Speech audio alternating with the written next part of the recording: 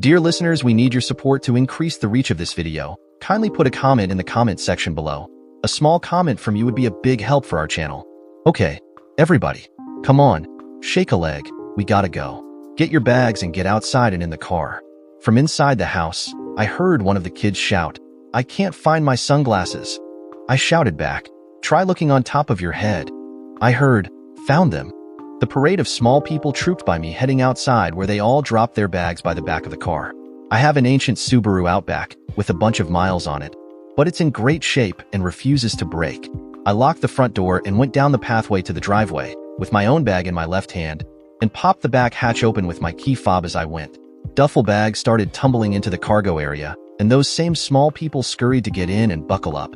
I organized the bags, put my own in, and got in the driver's seat, and before I fastened my own seatbelt, I started my pre-trip checklist. Are we all here?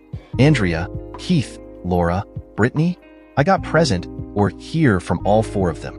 I went down the packing list, calling them off: bathing suit, sunglasses, hat, flip-flops, running shoes, underwear, t-shirts, shorts, sunscreen, phones and tablets, and all the other essentials for a trip to Disney World in Florida. All responses were affirmative. All right, Florida, here we come. Yes, from everyone. And with that, we were off to the airport and spring break in Florida. The flight was direct into Orlando, and I had a rental van booked at the airport. By mid-afternoon, we would be in the pool. I booked 2 adjoining rooms and had one of them configured for the 4 of them with me, just steps away next door. I could moderate the disagreements and get them organized. Oh, the fun. We would be there for 5 days, so lots of time to take in just about all the major attractions in the park, and we planned a day at SeaWorld. I planned this trip over the objections of my wife and their mother. She complained that she wanted to go with us and that because of her trip to New York, we should delay until the summer. My point was that Diane was going to New York City when she didn't really need to, and should instead go with us to Florida. I lost that part of the argument but stuck to my guns and took the kids to Florida. Diane dug in her heels and went anyway to NYC. Now the story from Diane's perspective. I promised Tom that I would go to that convention with him. We'd both been looking forward to the trip for a while. It would be a time where we could spend together away from our families. John doesn't know about Tom, and so, as far as I was concerned, it wasn't an issue. I've been very careful to keep my 2 lives separate. Well, to a degree. What John didn't know wouldn't hurt him. At least that was what I had thought after all these years. Tom was careful around his wife. She didn't know about our relationship either, and frankly, it was better that she didn't. Back to John. Disney is a license to print its own money. The park here is huge, and there are lots of hotels and resorts to cater to all your needs. The kids are having a great time, and all I have to do is keep an eye out for all of them and be ready with my wallet to pay the bills. The biggest bill is food. They eat a lot. I do make it a point that we get 1 good healthy meal a day. That's usually supper, when I insist that there are some vegetables eaten. In the morning, I also insist on some fruit and milk. So, I'm not a completely bad father, allowing his kids to scarf down unlimited junk food. My plan was for us to be back at the hotel by about 4 in the afternoon to cool off with a time in the pool, and then we get cleaned up for supper.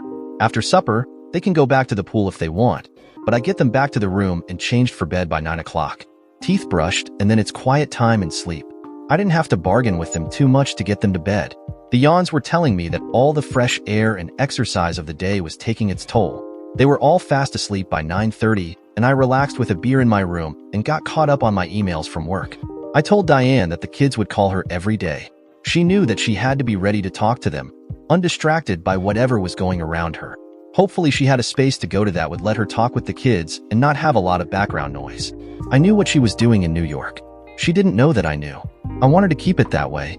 I know a lot of things about my lovely wife that she doesn't know I know. I know that she has been involved with other men for some time. I know that I am not the father of my children. I know that the father of my children is one man. I know that the one man looks a lot like me. That's how the issue of paternity has been avoided. I know that my children's blood type is the same as mine. How, you ask? I had them all tested. I've also had them all DNA tested. I'm not stupid. When I met Diane, I was deep in lust with her. What's not to like about her? She's tall, blonde, beautiful, and smart. As I got to know her, lust became love. We got married and started having kids. It didn't take long for the 4 of them to add up, and then life was all about family. My days and weeks and months were filled with kids, wife, home, and work. Once in a while, I got to do something for me, but that was becoming increasingly rare. I got up early 3 mornings a week and went for a run. I'd do 5 or 6 miles and end up at home and get on with my many jobs. Being a father was the best thing that I could do. I have 4 human beings dependent on me for everything. Well, almost everything. Diane does a good job as their mother. She works as hard as I do, and even thought she was a stay-at-home mom for the first few years. She's done well since going back to work. But it's the work that she went back to that is the problem. More on that a little later. Now the story from Diane's perspective. These few days in New York have been great, but I'm kind of pissed at John for taking the kids to Florida. I wanted that to be a family thing, not just him and the kids. But he did it anyway. Notwithstanding, Tom and I are having a great time. The trade show that we're attending is an annual thing that features things in the construction business that Tom is interested in. I come along for the fun. The real fun for me is in the hotel after the day of wandering around the show and talking to the vendors. At night we get to go out dining and dancing and then go back to the hotel for even better fun. You want to know about Tom, don't you? I've known Tom for even longer than I've known John. Tom was my boyfriend in the early years of college. His mother and father are very well off, and he lacked for very little growing up. My family were comfortable, but when it came to the luxuries, my parents were not able to afford the expensive things that Tom's family could buy. They had a fairly large house with a pool, and they owned a cottage on a lake. His mother and father bought him and his brother cars when they turned 16, and the cars got upgraded every couple of years. Tom's father owned a good-sized construction company, and so when Tom was finished college, he went to work for his father. His brother didn't. The company steadily expanded, and Tom's family became quite wealthy. Tom and I drifted apart after he finished college, and eventually, he married Margaret. That happened just after she got pregnant. They have 2 kids. After I finished school, I got a job working for Tom's father, in the office doing some of the administrative things. Accounting and billing were the biggest part of my day, but there was also crew scheduling and some HR things that I learned to do. Tom and I saw each other fairly often, but our social lives were quite separate.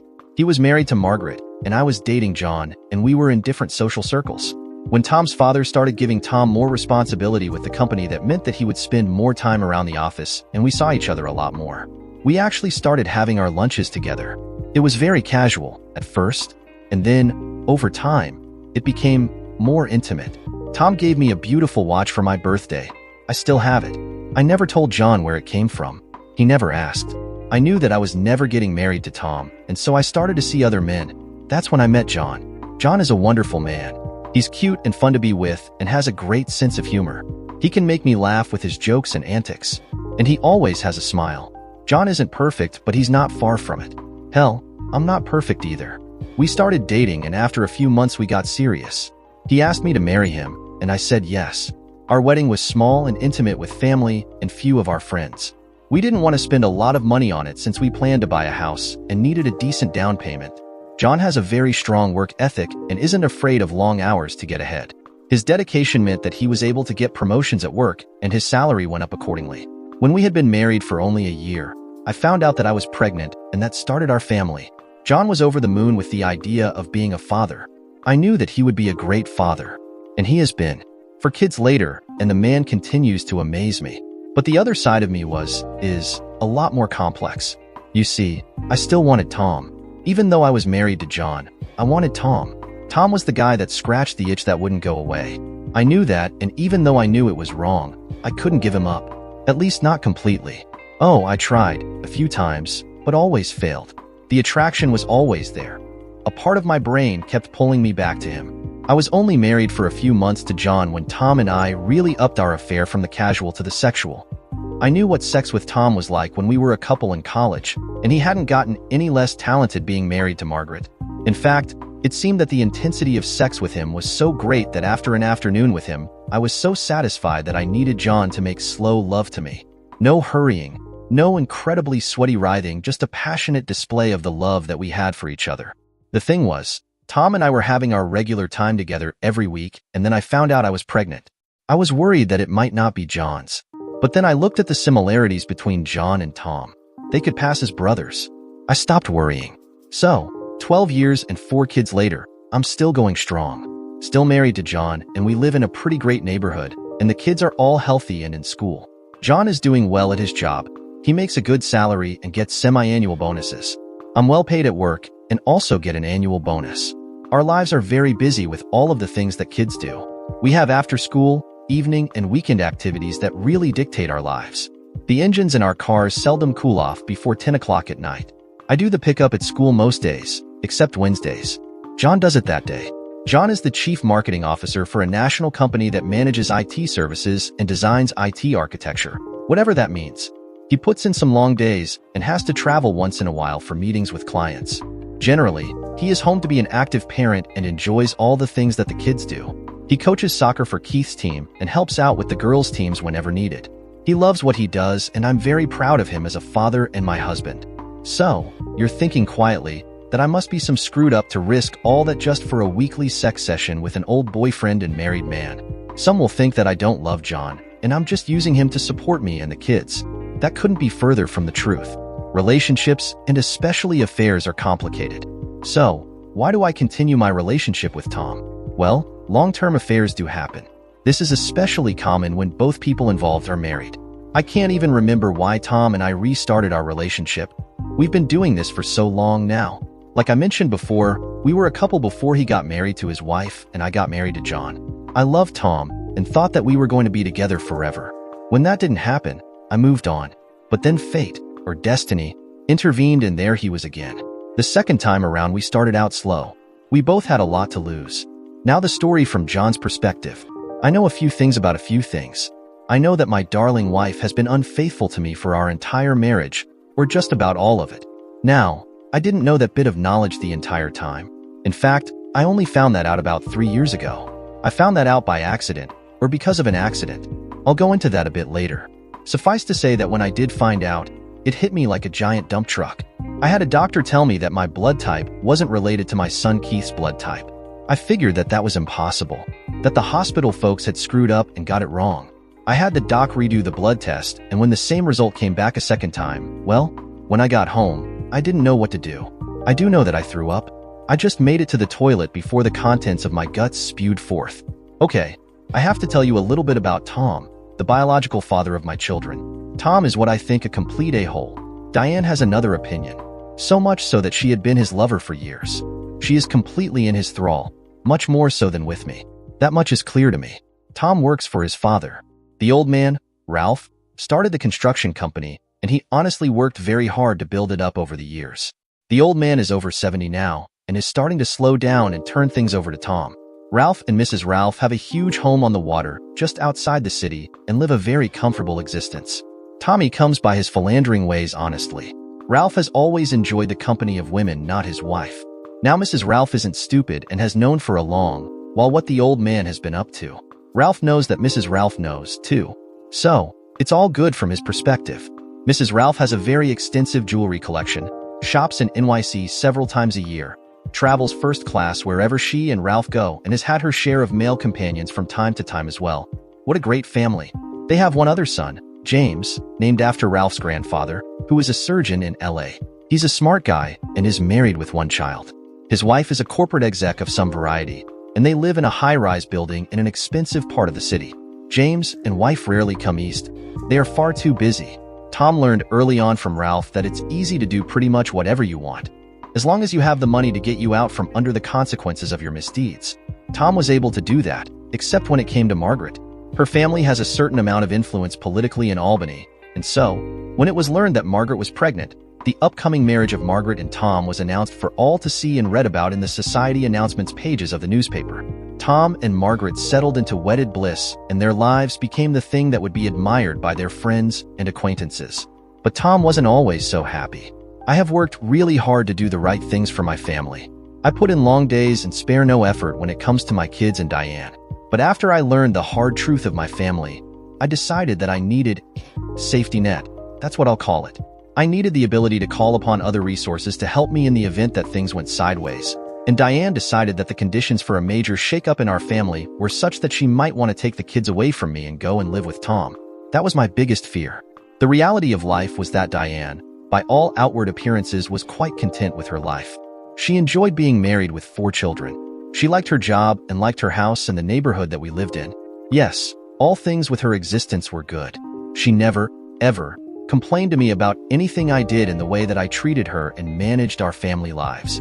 When I found out that I wasn't the biological father of my children, I have to confess that I went through a difficult time. I was depressed and began thoughts about what actions I could possibly take. I even went so far as to do a few things. I visited with a lawyer and discussed some options that were available, but I have to tell you, every option had a major downside to it. If I were to divorce Diane, she would almost certainly be given custody of the kids. Now our state has some funny family law statutes on the books. Even though I could prove that I wasn't the biological father of the kids, the court says that enough time has elapsed since their birth and I was recognized as their father, thus I was going to have to pay to support them. This was kind of unfair to me, but the court wasn't at all concerned with fairness. The court was concerned with who was going to pay to house and feed 4 kids, and that was going to be me. I asked my lawyer about what could Diane do if I just up and left one day? What recourse would she have? He answered my questions with a question. Is it the kids that you were trying to punish or Diane? The answer, of course, was not the kids. I wanted to inflict a measure of pain on her, not the kids. He basically said that by running off and abandoning my family, out of spite for my wife, the real ones that would suffer would be the kids. I didn't want that to happen. Besides that, I do love those kids. I raised them. They call me Dad. The position of the court is that the child's best interests always come first. And I couldn't argue with that. I didn't want the kids to suffer, no matter what either I or Diane did. She might have gotten pregnant and lied to me, but at the end of the day, I took the 4 of the kids as mine and I raised them. I taught them everything that a good father teaches his kids, and I acknowledged them as mine. Their birth certificates had my name on them as their father. No matter what I did, I couldn't do anything that might harm my kids. So, I pondered what I could do. I came up with a plan, of sorts. My plan had a short-term part and a long-term part. My short-term plan was simple. Stay the course and pretend that everything is just fine. Don't reveal what I know and do anything that might suggest that I'm aware of Diane's real relationship with Tom. I figured that I'd need about 2 to 4 years to pull together all the necessary parts of my long-term plan. But what you really want to know is, what's my long-term plan? All in good time. Be patient. When I found out that Diane had been cheating on me with Tom and that he was the father of my children, I decided that I needed to begin the setting up of an exit strategy. That might sound rather innocuous, but what it meant was that I needed resources to plan for that exit, whatever it was going to look like, and whenever it might occur. So, I started funneling money to a side account that was in another bank. Every month I put money aside and put 75% of my bonus checks in that account. It grew quickly, especially when I started buying stocks with the money. I watched the markets very carefully and followed what the big winners were doing. I started buying Tesla shares at $2.32 in 2013 and have added quite a bit to that position. Because of purchases and stock splits, I have just over 60,000 shares in my portfolio of that one. The stock split 5-4-1 in 2020, and that meant a big jump for me. I bought Amazon shares when it was about $13 a share. I have over 10,000 shares of it now, and that alone is going to make me a lot of money. I started buying Apple back when it was $16 a share, and then it split 7-for-1 and I cleaned up on that one. I've put money in several other corporate shares, including Canadian banks. They have a license to print their own money, it seems. And they pay big dividends that go back into the pot of money to buy more shares with. Overall, I have just over $6 million squirreled away. At some point I plan to use it to my benefit. I haven't decided what that point is yet. Diane knows nothing of any of this. She has her secrets, I have mine. Now the story from Diane's perspective. My time in NYC has been flying by. The trade show was okay. Tom was interested in that part of the trip. I was interested in the part after the day's events at the convention center. The part for just Tom and I. We had dinner at some excellent restaurants, and even had room service one night when we decided to stay in. Sex with Tom always sent me over the top. From the first time that we had sex back all those years ago, I knew that Tom would always be the man that would rock my world. Don't get me wrong, John does too, but in a different way. John is my husband, my rock, my go-to guy, the father of my children, the man that solves problems and gets things done. He's the man that I look to manage all the many things that we have on the go with family, work, kids, and you name it. John is the guy. He really is my hero. But when Tom takes me to bed, I can say I reach a different place. I live on a different planet for a short while. It's a planet where I forget who I am, where I am, and what I'm doing. I let him take over my being for a couple of hours, and he never disappoints me. I leave him feeling satisfied in a way that no one else can do for me. It really purges me of the stress and worries that I might have, and I go home to John a very happy woman, mother, and wife. I know what you're all thinking. I've felt it myself and tried to give up Tom, but I can't. I keep coming back to him, and all it really takes is for him to say my name and give me a look. The look says, I need you. The look says, "You're the hottest woman in the universe." The look says, "You are the only woman that I want." I know, I'm stupid, but Tom is the what I need and what I want. John is also what I need and what I want. I want both of them. My challenge is to keep them in separate parts of my world and make sure that they don't collide. That collision would have catastrophic results.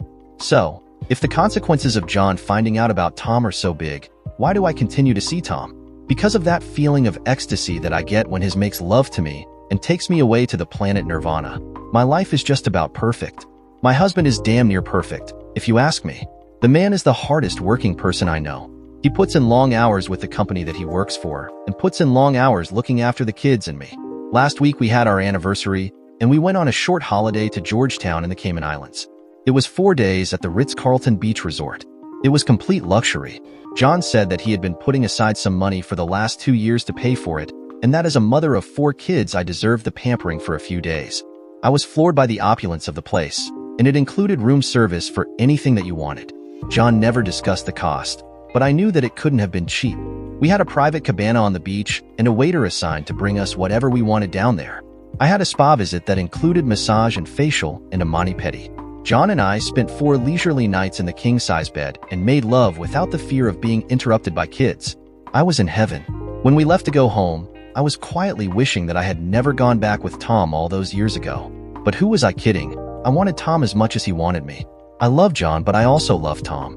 It was an anniversary that I won't forget, ever. Now the story from John's perspective. My plan was just about fully in place. I figured that I would need another year to put all the pieces in play that would set me up for success. Now, don't go thinking that I'm out for a giant show of revenge. That wasn't what I wanted to do. Besides, I have 4 children to consider. I was not about to get them in the middle of the shit show that was going to erupt. The thing that I did after the anniversary trip was take my kids to the annual RV show. We wandered around the giant venue and looked at the many RVs and trailers that were there, and the kids loved it. They were all telling me what a great idea it would be if we had one and could travel around the country and see places. I started to think that they had a good idea. I took home a big bag of brochures for us all to look at. The kids spread them out over the family room floor and started to compare them to see which ones would be good for a family of 6. They collectively decided that the Grand Design 5th-wheel style trailer was the best one for us. It had bunk beds on both sides and 2 toilets. The trailer was pretty big, and with that bunkhouse at the back with the 4 bunk beds, it was perfect for my kids. I'd need a good-sized truck to pull it, so I went shopping and found a new Ford F-250 crew cab that would do the job nicely. All this whole package took was money. I visited the bank, and after some details were sorted out, I left with 2 cashier's checks and headed out to the Ford dealer to pick up my new truck. It's red, my favorite color.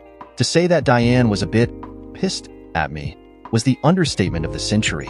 "John, we're supposed to talk about big purchases like this," she said with a harumph. "How much did you pay for this thing?" "Well, let's see. The trailer is about $90,000 and the truck is another $65,000. So I guess all in about $155,000. Pretty good price, I think." Diane went pale and had to sit down. Inwardly, I was laughing. There's a few things that I need to get before we're ready to start traveling with it, but the kids are really pumped to get on the road. Now the story from Diane's perspective. John went and spent a lot of money on a trailer and truck without saying anything about it beforehand. I know that he and kids went to some RV show a few weeks ago, but he hadn't mentioned to me any plan to actually buy one of those things.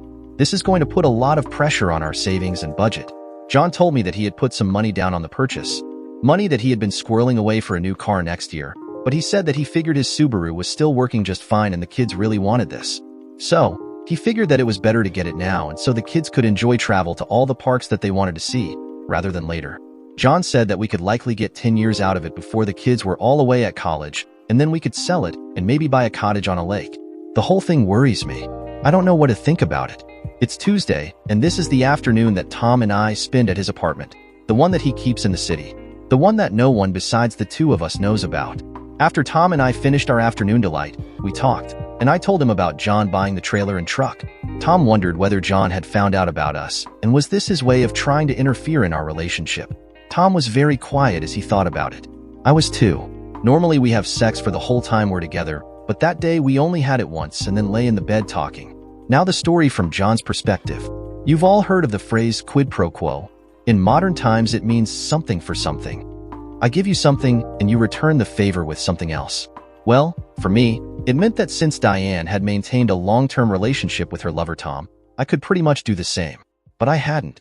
I hadn't found out about their relationship until relatively recently. So, I figured that I had some catching up to do. I told you about how I started by funneling off money and investing it in high-tech and bank stocks. That had paid off extremely well, and I thought of that as phase 1 of my long-term plan that I also mentioned before. Phase 2 of my plan was to chip away at the armor of Diane's relationship with Tom. I needed to put a bit of pressure on her and do more things that might make her question my knowledge of what she was up to.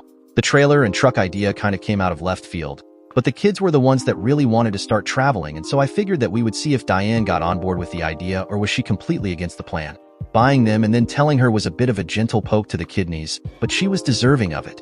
When I pulled in the driveway with the truck and trailer and the kids with me, their excitement could not be contained. We got the trailer all set up, the slides put out, and the kids started bringing things out of their rooms to get their bunks organized and ready for them to sleep in. They all shouted that they wanted to sleep in the trailer that night, and so I told Diane that we needed to do the same, so that we could see that this monster was really just a home away from home with all its creature comforts. Diane stayed with me that night in the trailer, but I knew that she was doing it under duress. Duress from the kids, duress from me. We would see. Now the story from Diane's perspective. The first trip we did with the trailer was to a state park. It was nice, and the trailer was very comfortable. The kids had a blast, but the bugs were horrible. We had a campfire and the kids roasted marshmallows and chased each other around the campground until bedtime. I was exhausted when we got home Sunday night. John spent almost 2 hours getting the camper cleaned up and things put away. Then he came in to help with getting the kids in bed, and by about 10 o'clock he was ready for a hot shower, a beer, and then off to bed himself. Our weekend did not include sex. Now the story from John's perspective. The travel trailer and truck are great. I can't believe just how pumped the kids were all weekend. Being in the park and getting to run around and ride their bikes. They got to hike, swim, play with other kids that they just met, and we had campfires both nights. The kids didn't want to come home. I couldn't blame them. I think that Diane was less than impressed with camping. Even though we had a luxury trailer to do it in, she kept swatting at the bugs. I know that time is quickly passing, and I need to get on with my plan to resolve Diane's double life. Ultimately, she needs to pick either her boyfriend of many years or me. Thing is, even though he's the biological father of the kids, they're mine. I'm the father that raised them. I'm the father that loves them. I'm the father that does things with them.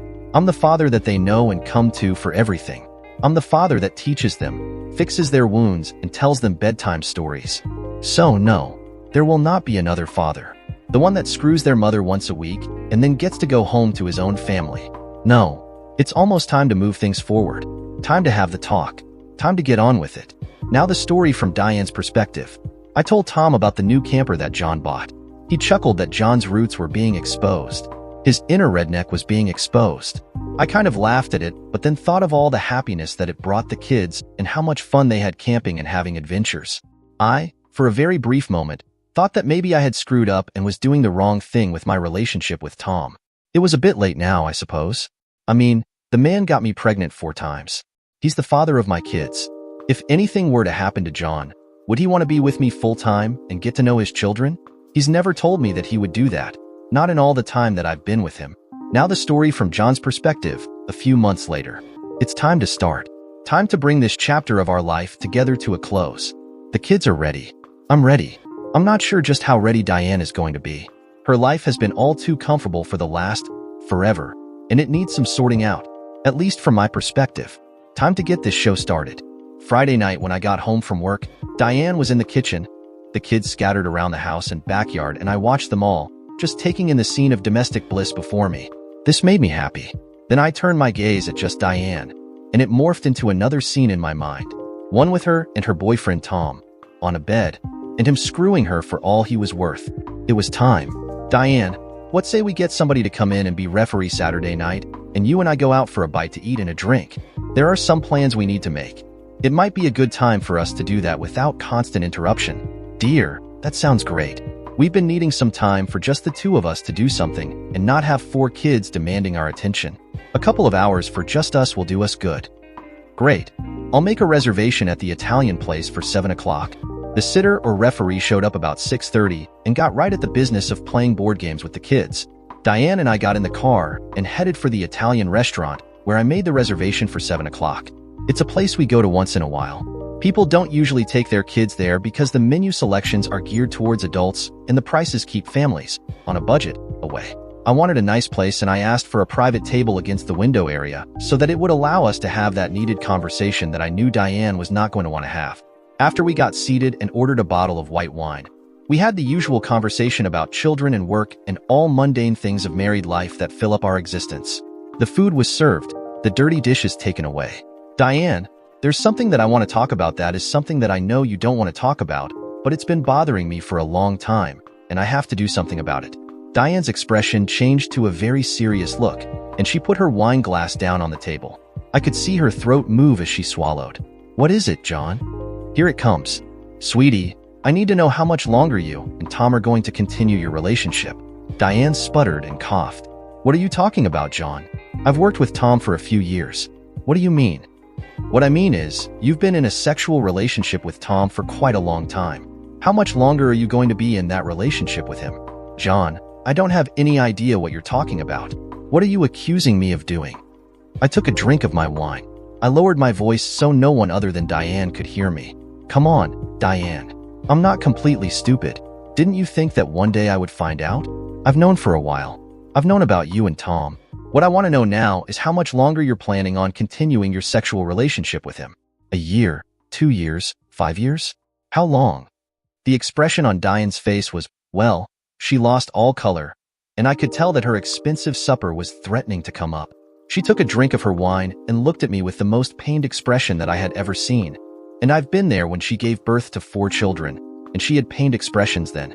Believe me, she was having difficulty breathing. I knew that she might just pass out. Right there and then, I beckoned for the waiter and told him that my wife was feeling ill and that we would be leaving.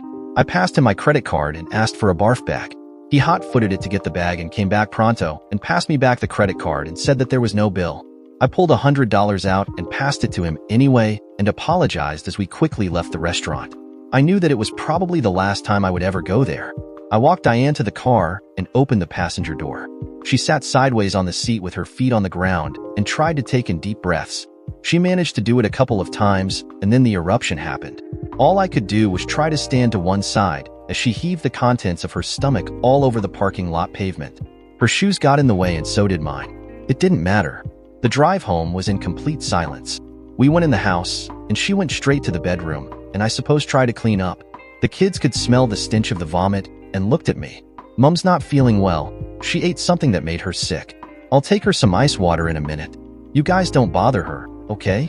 They all looked at me, nodded, and went back to the game. A while later, the sitter left, and I told the kids to tidy up the place and get ready for bed. They all scurried around, got snacks, and then disappeared to their rooms and into their pajamas.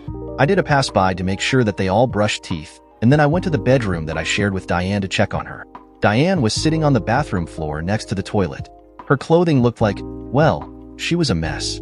Come on, get undressed and get in the shower to clean up. I'll take your things to the laundry. Give me your shoes. I'll take those too and get them washed off. I helped her off the floor, and she slowly undressed as I turned on the shower. I collected her vomit-soaked clothes and took them to the laundry room. I took her shoes with me, but I knew that they were destined for the garbage. The smell would never come out. Diane stayed in the shower for almost 40 minutes. She was trying to wash away more than the stench of throwing up her supper. She was likely deep in thought about the last 10+ years of her time with Tom. Or maybe she was thinking about how she could possibly explain her dual life. Or maybe she wasn't thinking about anything. I didn't know, and frankly, it wasn't my problem anymore. It was Diane's and maybe Tom's. But it wasn't mine. Now the story from Diane's perspective. What do I do now? He knows. How did he find out? What does he know? Does he know about the kids? What the hell do I do? Tom and I have been very careful our entire time. We only get together at his place near the office, and we always come and go separately. We only spend one afternoon a week together. I've never had the kids' DNA tested, but I'm pretty sure that some of them are Tom's. Shit. Has John had them tested? Does he know? Shit. Get your shit together, Diane, and figure out a plan. Figure out something to tell John before he kicks my butt to the curb. But can he do that? Can he throw me out? I don't know. Now the story from John's perspective. Diane came out of the shower and put on her pajamas and stayed in the bedroom. I was in the kitchen getting a drink. I poured myself a beer, an IPA that I enjoyed once in a while. I sat there thinking about this whole shit show, and I reminded myself what my priorities were. The kids came first. I came second, and Diane came last. I went to the spare bedroom to sleep and didn't hear a sound from Diane that night. Sunday morning, I woke up early and went to make some coffee. I poured a cup for Diane and took it to her in the bedroom. When I opened the door, I could see that she was curled up in the fetal position with a pillow tucked in her arms. She was asleep, or at least looked to be. Morning, I brought you some coffee. Her head came up off the pillow. She slowly sat up in the bed. Have this, it might make you feel better. The kids will be up soon, and we have things to do. I'm going to take a shower and get dressed. I'll get the breakfast started for them, and we can decide who is going where for soccer and basketball. I turned and left her and went to the bathroom with my cup of coffee and got in the shower. When I came out, Diane was gone. I got dressed and took my empty coffee cup back to the kitchen, and we got on with the day. Diane said nothing to me and only a little to the kids. The look on her face was as if she had been told that she was going to die next week. Maybe that's how she felt. I was going to wait for her to want to talk, and then we would see how things were going to unfold. Would this be nasty, or would it be less painful? Would my wife of over a decade want to be civil, or would she want to go to war? I figured that she would want to preserve her family as much as she could. Did that mean that she would want me to remain as her husband and the father to the kids? Or was Tom lurking in the background and waiting for the right time to divorce his wife and take Diane as his wife and my kids? Yes, he was the sperm donor that made them, but by fate, I was their real father. I raised them, taught them, loved them, guided them, paid for them. I wasn't about to see some snake in the grass creep in and take my whole family from me. Not gonna happen. The day went like always. Kids had things to be at, and we had to get them there and cheer for them the same as always. Supper that night was a very quiet affair, at least between Diane and I. The kids were always noisy and talking. That didn't change, thankfully. After the kids were in bed, I waited for Diane, expecting that she might want to talk. That didn't happen. She went back to the bedroom and closed the door. I'm sure I heard her voice talking quietly, so I knew that she was on the phone to someone, most likely Tom. The jig was up. They were busted. I'm sure that he might have been shitting his pants thinking that I would tell his wife something. He was also thinking that if his father could get away with being unfaithful for most of his adult life, so could he. He was essentially fireproof. All he had to do was buy off his wife, and it would all be good. Money can make problems go away. When push came to shove, Diane would be expendable. He would pretend that he didn't know her and move her to another job in the company or find her a job with another employer. I poured myself a beer and took Diane a glass of wine. She was hiding out in the bedroom. So, when are we gonna talk? I passed her the wine. I don't know what to say. How about we start at the beginning? I have a lot of questions that I want answers to, but you need to understand right off that I know a fair bit, and I know that you have been involved with Tom for a long time. Longer than we have been married. I feel like I'm the outsider here. I feel like you've been lying to me our whole marriage. I took a drink of my beer. But I look back and think of all the things that you and I have done together and all the things that we have done with the kids, and I don't know how you could have been so cruel to me to not tell me some truth. If you didn't want me to be the father of your children, why would you deceive me for our entire marriage? Why would you do that? You're a good man. You're a good husband. You're a great father. Diane's mouth wanted to say more, I could tell, but the words wouldn't come out. She exhaled and looked at the floor. I looked at her. Yes, I'm all those things. But the fact remains that I'm not the biological father of those 4 children. Diane's head snapped up, her eyes were wide, and she looked at me with tears rolling down her face and onto the floor. I'm so sorry I did that to you. Do you love Tom so much that you wanted him to be the father of your children? I wanted to say more, but I waited for Diane to answer that question. There wasn't an answer coming. I guess that answers my question. The next few minutes were long minutes. Every minute felt like an eternity. So, what's your plan? What do you want to do? There was no answer to that question. Diane was speechless. If you don't have a plan, then I do. You might not like my plan. I can't decide for you what you should or should not do. That's up to you. There was a few more minutes of silence. I talked to the kids. They don't know anything other than I told them I have a job opportunity in another part of the country. They're excited to move. They want to move with me, and they thank you. Diane's head came up again. I knew that I was threatening her life with Tom. I knew that the idea of giving him up was possibly more than she could accept. She'd been with him before I even met her, and her love for him was greater than her love for me. I knew that. I was the guy to be the father for her children when Tom clearly wasn't going to do it. Even though he wasn't going to raise the kids, it didn't mean that she didn't want him to be the one make the kids. No, he would be the one to father the babies, but I was the one to take care of them. For me, the thing was that until I learned the truth, quite by accident, I wasn't any the wiser. I was happy in the knowledge that I had 4 great kids and a wife that cared for me. Little did I know the reality. Some changes were coming in soon. So, you have a decision to make. I won't pretend to tell you what to do. That's up to you. You tell me and the kids what you want. I got up to leave the room. For now, I think it's best if you sleep in the spare bedroom. I walked out of the room. Now the story from Diane's perspective. John was so calm. His expression scared me. I don't think that I've ever seen that intense a look on his face before. I haven't a clue what to do. If John leaves me, how do I take care of 4 kids by myself? Shit, did he say to sleep in the spare bedroom? I got up after a night of no sleep and got dressed and went down to the kitchen. John and the kids were all there and all talking at once. That was normal. He shouted over the din and roar. Leaving in 10 minutes, 10 minutes. Do what you know you have to do and grab your backpacks and get outside. He poured himself a cup of coffee and grabbed his car keys and went out to the garage. He didn't even look at me or say a word to me. I felt a cold shiver run up my spine. If this was my future with John, I'm not sure that I can handle it. What do? I decided that I would go to work and talk to Tom. He always has a plan. He would know what to do. So, that's what I did. I went to the office and pretended to everyone that everything was normal. My life, my world, was imploding, exploding, whatever. And I was trying to pretend it was all normal. Tom waited until almost noon before he said one word to me. He merely nodded his head and motioned towards his office. I went in after him and closed the door. Tom, we have a problem. No, stop right there. You have a problem. Don't involve me in whatever is going on between you and John right now. I couldn't believe what he was saying. Before I could say anything, he carried on. I thought that John was okay with our relationship. At least that's what you've said for forever. Now he's not. I never actually told John that you and I were in a relationship. I never told him that we were having sex every week. Does he know who is the father of your kids? Yes, he does. Tom sat down on his sofa and exhaled deeply. He's gonna come after me. I know it. What are we going to do, Tom? How do we deal with this? Hell if I know. We sat in silence for a moment that seemed like an hour. Then he spoke. Oh my Jesus, he's gonna talk to Margaret. I'm screwed if he does that. He looked at me. You have to make sure that he does not go to Margaret. Do you understand? I looked at him. How the hell am I going to do that? What magic powers do I use to stop John from telling anyone? Tom looked at me. Does he love your kids? What? Of course, he loves the kids. What are you saying? Tell him that if he does anything to me that you'll take the kids away from him. That'll fix him. I looked at Tom. John will never take that threat. Not from me.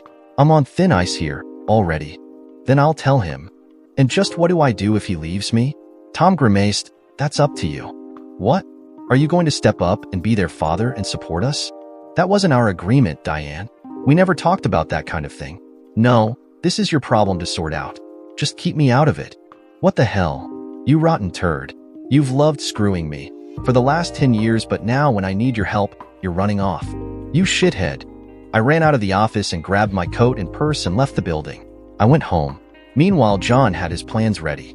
I had silently dubbed my plan for what to do after Diane's lengthy infidelity was exposed. Operation Exodus, or OPEX for short. Phase 1 of OPEX was started several years ago and was already in place and earning me more and more every day. I had the financial resources to do pretty much whatever I chose to do. The real question was in the details. Would Diane, in some way, try to make amends and stay as part of the family? Or would she decide that her best interests were elsewhere, probably with Tom? I needed the answer to that, but all in good time. She and Tom needed to sweat a bit more. I intended to continue with the silent treatment to make Diane rethink her past actions. I wanted to keep her and Tom off guard and keep them thinking about what I might do. In the meantime, I also wanted her to think that what was good for the goose would be equally good for the gander. That old quid pro quo thing. The most important part of my plan was to secure my place as the father of my children. There was no way on earth that they were going to be taken from me. I could afford lots of lawyers and would fight to the end to make sure that Diane was unable to take my kids away from me. Meanwhile, Diane is now emotionally feeling the hurt. This week has been agony at my house. John hasn't said much to me, other than things about the kids, and I'm sleeping in the spare room. This is just about as bad as it can get short of him throwing me out of the house. I don't know what I'd do if he told me that I had to leave. John announced that he and the kids were going camping with the truck and trailer this weekend. He said it in such a way that it meant that I wasn't going with them. Even if I went, I'm not sure where I would sleep. The trailer only has so many beds. Maybe the pull-out sofa. Thursday night was going slowly for me, and then John said to me that, "We have to talk." My heart stopped beating for a minute. I figured the hammer was going to fall now. John went to the refrigerator and got me some wine and himself a beer. This seems to be the pattern when he wants to talk about serious stuff. He poured the drinks and took them to the dining room table and sat down, indicating to me to take a chair across from him. "So, have you had a chance to talk to Tom and figure out what you want to do?" "Sweetie, what do you mean?" "Really? You're gonna play that game? Okay, what did you and Tom discuss this week? Are you moving in with him at the apartment where you two have sex every week?" I sputtered a bit of wine.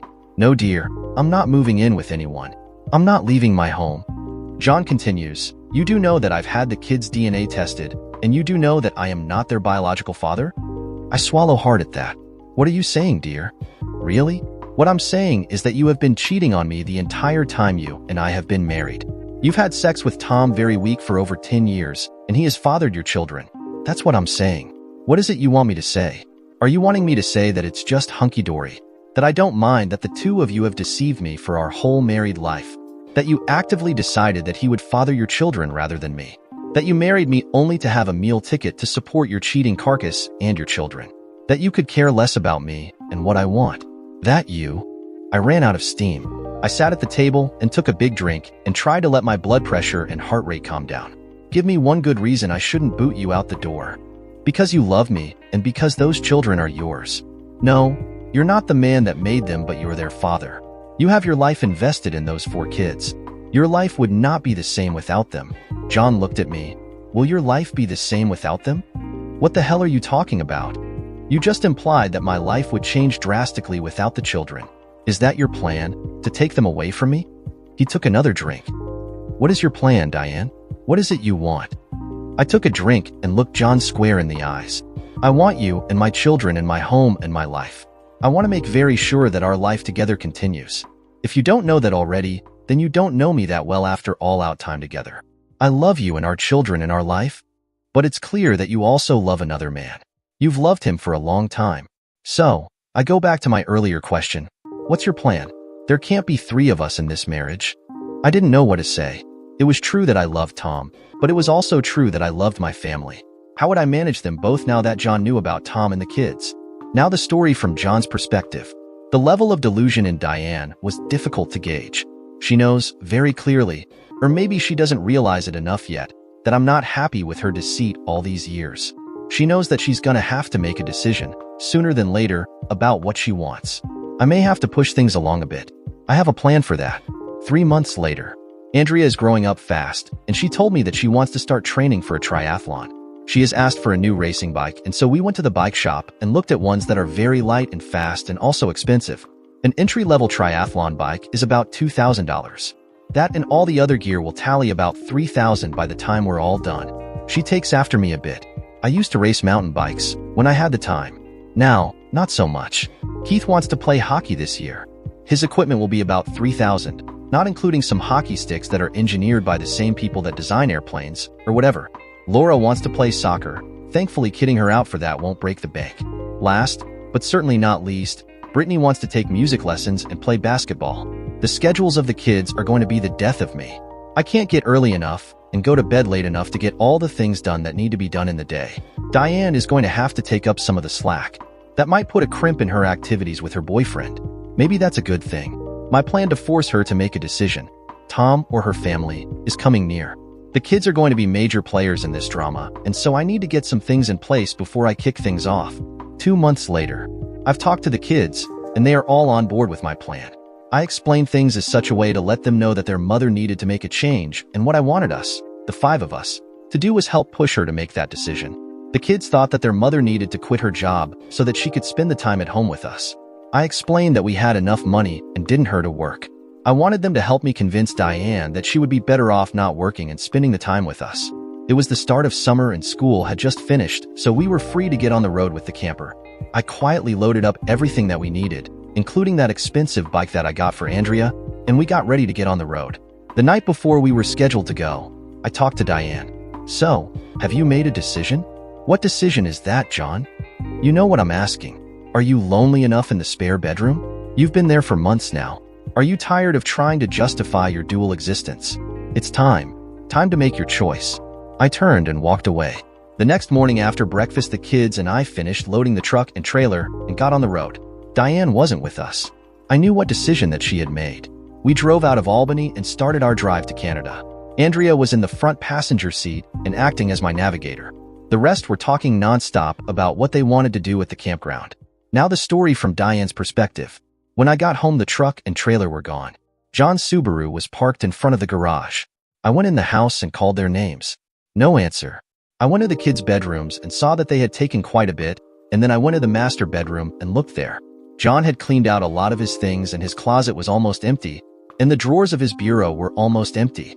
I ran downstairs and went to the kitchen where my purse was. I found my cell phone and opened the Find My app to see where they were. They all had canceled the ability for me to see their location. Oh shit.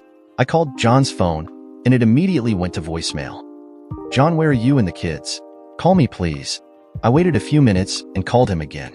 John, honey, call me, please. My voice was getting more urgent with the second message. I tried calling Andrea's cell phone, and it also went to voicemail. Sweetie, it's Mom. Please call me. Thanks. Shit. He did it. He took the kids and left. He wasn't kidding about making a decision. He told me several times, and now he did something about it. I called Tom. John's taken the kids and left. What do I do? Tom's voice sounded like he was uninterested in my problem. What do you want to do? Jesus, Tom, you have to help me. What am I supposed to do? He's your husband. There was a pause. You knew that eventually he was going to know everything. I mean, the man's not stupid. You could only fool him for so long. What did you expect? I hung up on Tom. I was on my own in this. I had shit in my own bed and now I had to lay in it. Shit. Now the story from John's perspective, a week later. We're in Algonquin Provincial Park in Ontario, Canada. This place is fantastic. The scenery and terrain of this part of Canada is majestic. The kids are having a blast and we're busy every day hiking, swimming, playing, and doing all the things that make summer great. We drove to a town called Huntsville to stock up on food, and the kids all got hoodies from a designer shop that sells locally made clothing. Very popular stuff, and not exactly cheap. But what the hell? I've not turned my cell phone on once since we left home. I have no idea what Diane is doing. I don't really care at this exact moment. If she's frantic wondering where we are, that's just great. She might get some idea of the pain that she's caused me when I found out about my kids and her deception. Yeah, that might be cruel, but what the hell? She deserves it and more. We're packing up from here in a few days and heading further east in Canada. I think that we might like to see Nova Scotia. It should take us about a week to get there. We only travel about 4 or 5 hours with the trailer behind us, and then we stay at a campground for a couple of days, and then we'll move on. I want to take the kids to Cape Breton Highland National Park. I've seen lots of good things about it on the internet, and so I made us a reservation and we'll check it out. Now the story from Diane's perspective. Oh my God. What do I do? I haven't heard anything from John or the kids for the last 3 weeks. I'm going crazy trying to find out where they are. My family and his family all think that John and the kids leaving was all planned and that I stayed back because I couldn't get time off work. They initially figured that John and the kids would only be away for a few days, a week at most, and then back to home. When they learned that they were still away, well, they started to ask questions that are getting more difficult to avoid and answer. Now the story from John's perspective. It's time to call Diane and let her know that everyone is fine. I told Andrea to call using my phone. We called at the exact time that Diane normally would have been with her boyfriend, Tom. If she were with him, I wanted to interrupt things if we could. Let her know in one more way that she had been exposed. Andrea called. The phone rang twice and there was an answer. John, is that you? Hi, Mom. It's me, Andrea. Oh my God, sweetie. Are you and your sisters and brother okay? Where are you? We're great, Mom. We're having a great time. Keith got a skin knee yesterday while we were climbing the mountain here in the park. Brittany got stung by a bee, and Dad carried Laura on his back when she twisted her ankle a few days ago. There was heavy breathing on the end of the phone. Mom, are you still there? Yes, I'm here. Is Dad there? He's here, but he's getting supper ready on the grill. Do you want to talk to Keith or Laura or Brittany?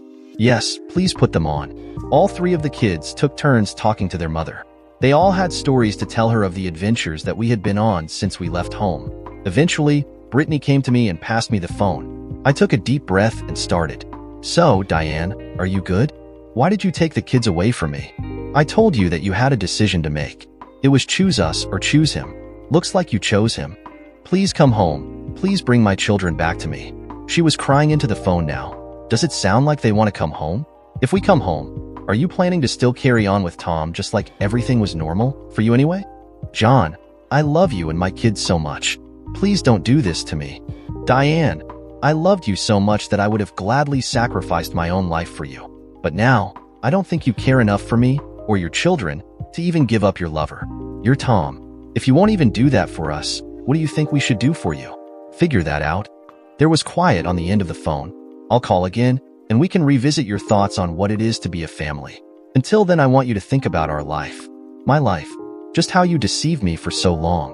What you can do to make this right, if anything. I'll call in a couple of weeks. I clicked off the phone without waiting for Diane to answer, and I turned the phone off. We had supper and a bonfire, roasted marshmallows over the fire. The kids finally were tired and went to bed. All I could hear were the sounds of kids snoring from their bunk beds. I sat in the dark by the campfire embers and had a beer and thought about what I do every night. Was I doing the right thing? I had my lawyer back at home ready to file divorce papers and get a judge to grant me sole custody of the kids. I had enough evidence of Diane and Tom's affair to convince any rational judge that I was the best one for the kids to be with.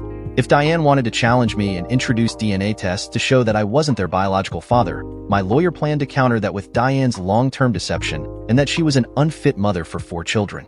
It would all get very nasty, very fast, and be very public. I wanted to avoid that.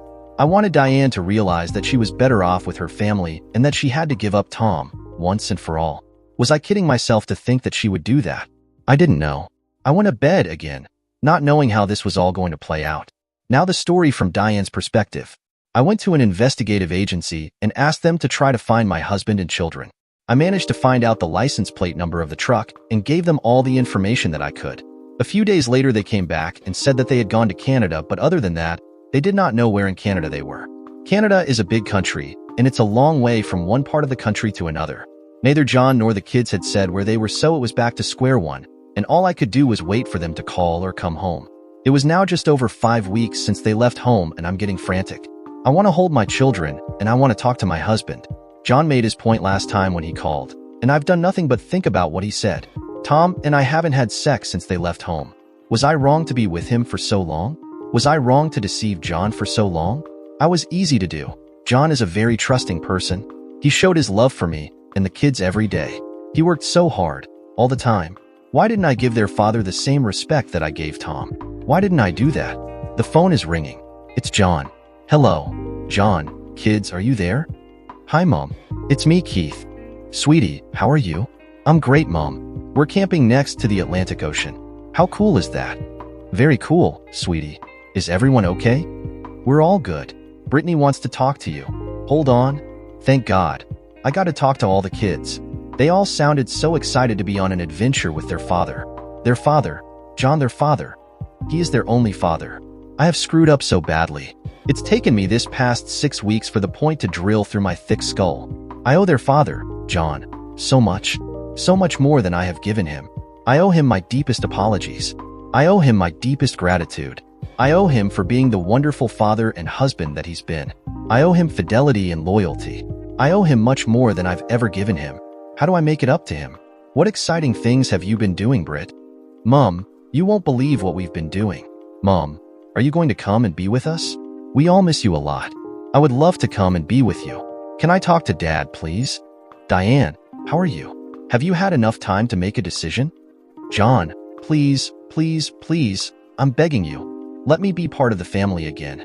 There isn't enough room in this family for you, me and Tom. Have you made your decision? John, please let me come and be part of our family, wherever that is. I need to hear the words from your mouth, Diane. That's the only way. Is it me or is it Tom? It cannot be both of us. You had both of us for a long time. I just never knew that you had another husband in our marriage. If I had known at the beginning, I would have gladly left you to him and found my own family, made my own children. But you took that away from me. You made the decision to have Tom be the man that made your babies. I was the placeholder, the guy to do all the work. I wasn't the guy to have his bloodline carried on with his children. If I couldn't have made kids, who knows, it might have been different. But I have a very healthy sperm count, and I'm very capable of making babies with you. But you decided that Tom was the one to make your babies, and I was the one to care for them. So, I want to hear your decision. This is so hard. I can see the faces of my children. I can see them laugh. I can see them playing. I see them with John, having fun. Meanwhile, John, I know that Diane is turning inside out on the end of the phone. She wants both worlds, and I'm forcing her to make a choice. To me, this is really simple. Me or him. There aren't any options for her to have us both. There is silence on the end of the phone. No answer to my simple question. I waited another minute. Now the waiting for me was done. I have my answer. I turned off the phone. I had to sit down. Part 2 of my plan was to give Diane a chance to see what her life would be like without her children or me in the picture. I knew that the last few weeks had been hard on her, and I knew that eventually we would have to sort out a permanent solution. I also knew from talking to my lawyer that eventually Diane would try to get some kind of court order compelling me to come home with the kids. I talked to my lawyer, Ken, about that, and we decided to let it play out for as long as possible, but just short of some law enforcement agency coming to arrest me. I called Ken, and we talked at length about Diane's options. So far, she hadn't done a thing other than sit at home and wait for us to come back. My investigator had been keeping tabs on her and reporting to Ken on what she was doing. Ken emailed me weekly reports and updates from the investigator. The PI always included any information about Tom and how often Diane and he were still having sex in his apartment. Things on that front had pretty much cooled down, but I knew that as soon as I came back with the kids, she would start all over again thinking that she had won the argument, that I had given in. That wasn't gonna happen. Diane is at home thinking, school is starting soon, and I don't even know where my children and John are. This is really bad. I want to see a lawyer this week, and she looked at me like I had two heads when I explained my situation to her. She wanted to know what it was, specifically, that I wanted her to do. When I told her that I wanted my kids to come home, she reminded me that I didn't know where they were, and that John had legally taken them camping. There wasn't much I could do until it was clear that they were not here for the start of the school year. I had to wait for September to roll around. It was killing me. Back to John. The summer was starting to cool off, and I knew that the kids were wanting to get back home and get ready for school. They had hundreds of stories of their travels this summer to share with their friends. It was unfair to them to drag this out any further. We sat around the campfire and made plans for the trip home. We were still in Canada and enjoying the places that we had been to. It would take about a week to get home. While we were driving through New England, I had a chance to review all of the things that I wanted to tell Diane when I got home. I was sure that she would be plenty pissed at me for taking the kids away for the summer, but that would be under the category of too bad. I wanted her to have a time to reflect on what she and Tom had done to destroy me and our family. This was just a little bit of payback. Not enough, to my mind. We pulled in the driveway of the house in the early afternoon, and the kids all scrambled out of the truck, grabbed their things, and into the house to check out their rooms. Diane's car wasn't there, and I suppose that was a good thing. For now, I got the trailer unhooked and put the slides out and got it cleaned out a bit, and then went to the shower to get myself cleaned up. After doing that, I went to the kitchen and saw that there wasn't a lot of food in the refrigerator, so I sent the kids out to the trailer to get as much as they could carry from the refrigerator and bring it into the house. I made some food for them. While we were eating, I could hear a car in the driveway and Diane shouting for the kids. They all jumped up and ran out to greet her. She actually was on her knees in the driveway hugging all four of her children. Tears were running down her face, and she was sobbing as she hugged them. The kids pulled her up, and they started walking into the house. I heard her ask, "Where is your dad?" Andrea answered her, "He's in the kitchen. We made some supper." I could see her head come up looking for me. I stayed inside. The gaggle moved inside and into the kitchen. I had gone upstairs and started to get ready. You want to know what I'm getting ready for, don't you? Fair question. I'm getting ready for the next part of my plan. Now the story from Diane's perspective. I can't believe it. The kids are home. My God. I've missed them so much it hurt. Where is John? I sat in the kitchen with the kids listening to them talk nonstop. Keith showed me a scar that he got hiking in the hills of Cape Breton Highlands, wherever that is. Then I heard John behind me.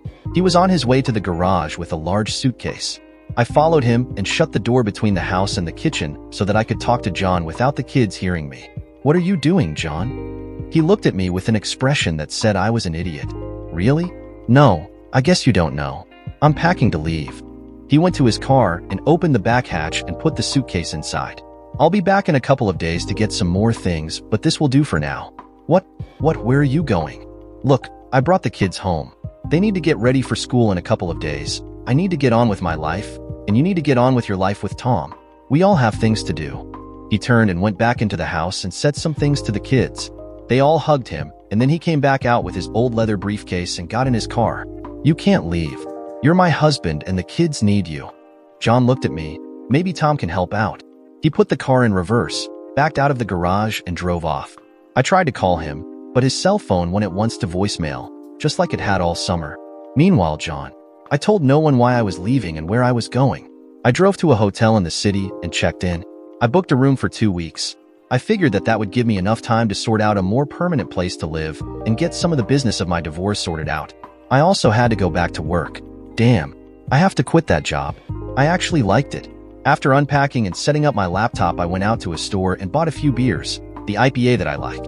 I went back to my room and put my feet up, had a drink, and thought about all the things that the kids and I had done over the summer.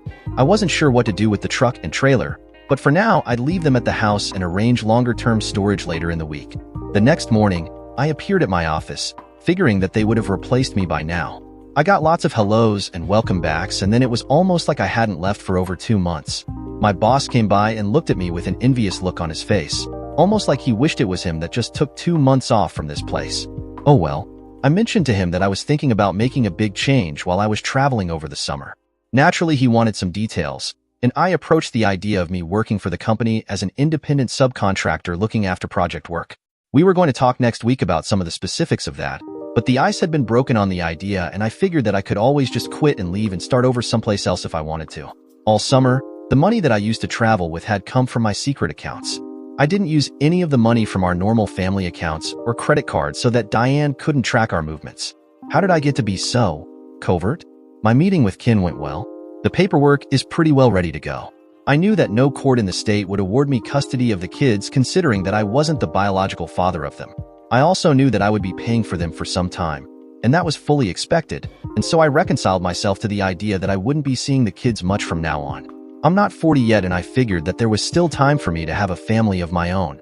I told him to serve the paperwork to Diane at home. There was no need to publicly shame her. So that's what happened. Now the story from Diane's perspective. John has been gone for almost a week, and the kids are asking me several times a day when Dad is coming home.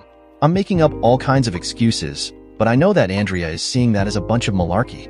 And then my world took a new turn for the worse. The doorbell rang. I went to the front door, and there was a lady dressed very nicely, with a large envelope in her left hand and her cell phone in the other. Mrs. Diane Strickland? Yes, I am. She took a step forward and handed me the envelope. You've been served. She took a step back, took my photo, and then turned and walked quickly to her car. Shit.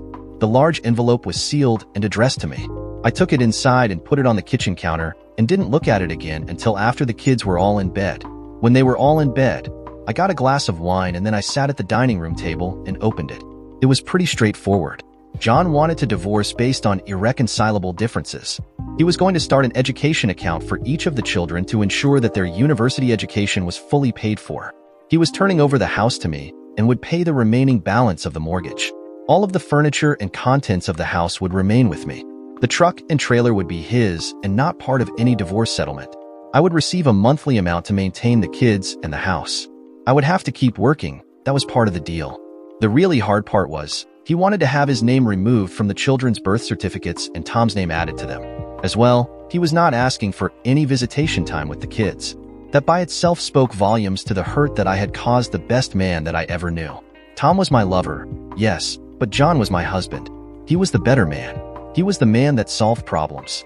He was the man that provided for us and fixed things and wiped runny noses and everything else. I was on my own here now. I'd screwed things up so good that now I was staring at being a single mother of 4 children and no father. Tom wasn't going to be the father that they needed. He wasn't going to leave his wife and child to be with us. That wasn't going to happen. No, I was well and truly screwed. I had screwed myself. I was the only person to blame here. All for what? The feeling of Tom claiming me for a few hours a week to feed my foolish fantasies. Tom was gonna look after Tom's interests first and foremost. If I threatened his secure life in any way, I knew that he would do the same thing as his father did. Deny, deny, deny, and try and buy his way out of trouble with his wife. I had to get out of his bed and out of his life. The package that I was looking at had instructions about what to do with it. It recommended that I have it reviewed by legal counsel, and then the 2 lawyers could finalize it or begin any negotiations to make changes. The next morning, I went to work, after dropping the kids at school, and began looking for a new job. Then I called my lawyer and made arrangements to drop the papers at her office. She called me back the next day and said that this was a very good divorce offer, and that if I wanted to add anything else that we should do it quickly while John might be receptive to giving it to me. I asked for a meeting with John. I wanted to meet with him one-on-one and talk to him and beg his forgiveness and ask him to please come home. If not for me, then for the kids. Ken called and said that Diane's lawyer called him and that she wanted to meet with me before she would agree to sign anything. Damn. I was hoping to avoid another session where Diane professes her love of me but also refusing to give up Tom. We chatted a bit and he basically said that if I were to talk to her, that it might speed things along and an hour of inconvenience would be worth it in the long run to get this done and over. I had a hard time disagreeing, so I told him that I would do it. That night I called Diane and agreed to come over to the house the next night, after the kids were in bed, and we would talk one final time. I pulled in the driveway about 9 o'clock. The lights were all on around the house and I sensed that the kids were all up. When I went to the door and pushed the doorbell, the front door opened immediately. I saw the smiling face of Keith. "Dad, you're home. Guys, Dad's home. Get down here." He jumped into my arms. My God, it felt good to hold him. The rest of them all came running at me. They grabbed me in a hug and refused to let go. I admit that water was running from my eyes down my face. These are great kids. Never mind how screwed up their mother was. Diane was standing off to the side as I talked to the kids in the kitchen. I want to get a glass of water, and then after a few minutes told them to go to bed. "You've got school tomorrow?" After they reluctantly trundled off, I sat at the table. "So, Diane, what did you want to talk about?" She looked at me and went to the refrigerator and got a bottle of wine. I noticed that it was unopened. She poured herself a small amount and sat down. She took a sip. "Are you coming home?" I answered her question with a question. "What made you think that I was coming home?" "The kids miss you and need you, John. I miss you and I need you." There was a tone of sincerity there that had been missing a bit from before. You had lots of chances to decide what you wanted, who you wanted, a long time ago. You made your decision. Now I made mine. Besides, I'm guessing here, but I figure that Tom has pretty much thrown you under the bus and told you that you're on your own here. If he's anything like his father, he's forgetting that he knows you and is busy making sure that Margaret is happy. I took a drink of my water. Diane looked at the table, and then she looked up at me. "John, you're the man that I wanted to marry. You're the man that I wanted to raise our kids. I love you so much. It hurts to see us doing this to each other. Can't we try to move past this? Somehow, we can go to counseling and work on it. I need you, the kids need you, and I know that you need them too. Are you done with Tom?" Diane actually looked me in the eye. Yes, I'm done with Tom. I'm done with him." Her voice was quite emphatic. "Are you still working for the company?" "I quit my job there and I'm looking for a new one." That was the first good sign in all of this mess. I took another drink of water. "John, dear, I will promise you right now that I will be only yours, forever." I sat in my own home with a million thoughts rushing through my head. They were swirling and turning and rushing around. I had to close my eyes and not look at anything. I was dizzy. I couldn't look at Diane just then, or even the kitchen where I was. I couldn't even look at the floor. I couldn't think about anything. I sat with my eyes shut very tight, and I was trying not to hear anything. All I could do was feel the emotions running through me. They gripped me and tore at my brain and my heart and everything else. I saw the faces of the 4 amazing children that I called my own, and I saw the face of the woman that had promised me, well, you know. I heard their voices and their laughter and their happiness. Could I give that up? Where had things gone to hell? Where had my life gotten so screwed up? What was my future? What will my life be like without those that I hold the dearest? I so badly want to rewind the hands of time and make all the pain go away. Can I do it? What do I do? Do I stay or do I go? I knew that Diane was really lying to me. It was all bullshit. She had chosen Tom for over a decade, and even though they had cooled it lately, the hiatus would be short-lived. What would be different this time? I knew that as soon as I moved back home, and we got back to some degree of normal life, that she and Tom would restart. No matter what Diane said, I now knew that the last part of my plan was needed. It would take a bit of time, but it would be worth it in the end. 10 years of lies. What's that worth? So, yeah, I moved back home. The kids were happy that I did that, and Diane was, at least on the surface, happy as well. She went into overdrive with the domestic work, cooking and doing things around the house, and with the kids to show what a great mother and wife she could be. Yeah, now the story from Diane's perspective. John moved back home, and over the last months things have been slowly returning to normal. We're doing lots as a family, and I even went camping with him and the kids in that huge trailer. The kids are really happy that John is back, and so I can breathe again. My life came so close to ending. When he and the kids took that long trip to Canada, I was about crazy with worry. I don't want that to happen again. I know what I have to do. I love it that he's mine again. and I'm his. It's all going to be just fine. You'll see. John will see that my time with Tom took nothing away from him. The kids are his, no matter that Tom is the one that got me pregnant. The most important thing is that the kids all call him Dad. John and Tom actually look a lot alike. They have the same overall build, same hair color and general facial appearance. So, the kids, as they get older, will all be just like John, or close enough. Now the story from John's perspective. Some of you will think that I'm a wimp and that I caved and went back to Diane and forgot all about the fact that she's been screwing her boyfriend Tom since before I knew her. But think again. What wins the battle? Planning and patience. I knew deep in my soul that Diane would be unable to change her ways with Tom. She'd taken breaks from him before when the kids were born, but always went back to him. What was going to be different now? The answer? Nothing.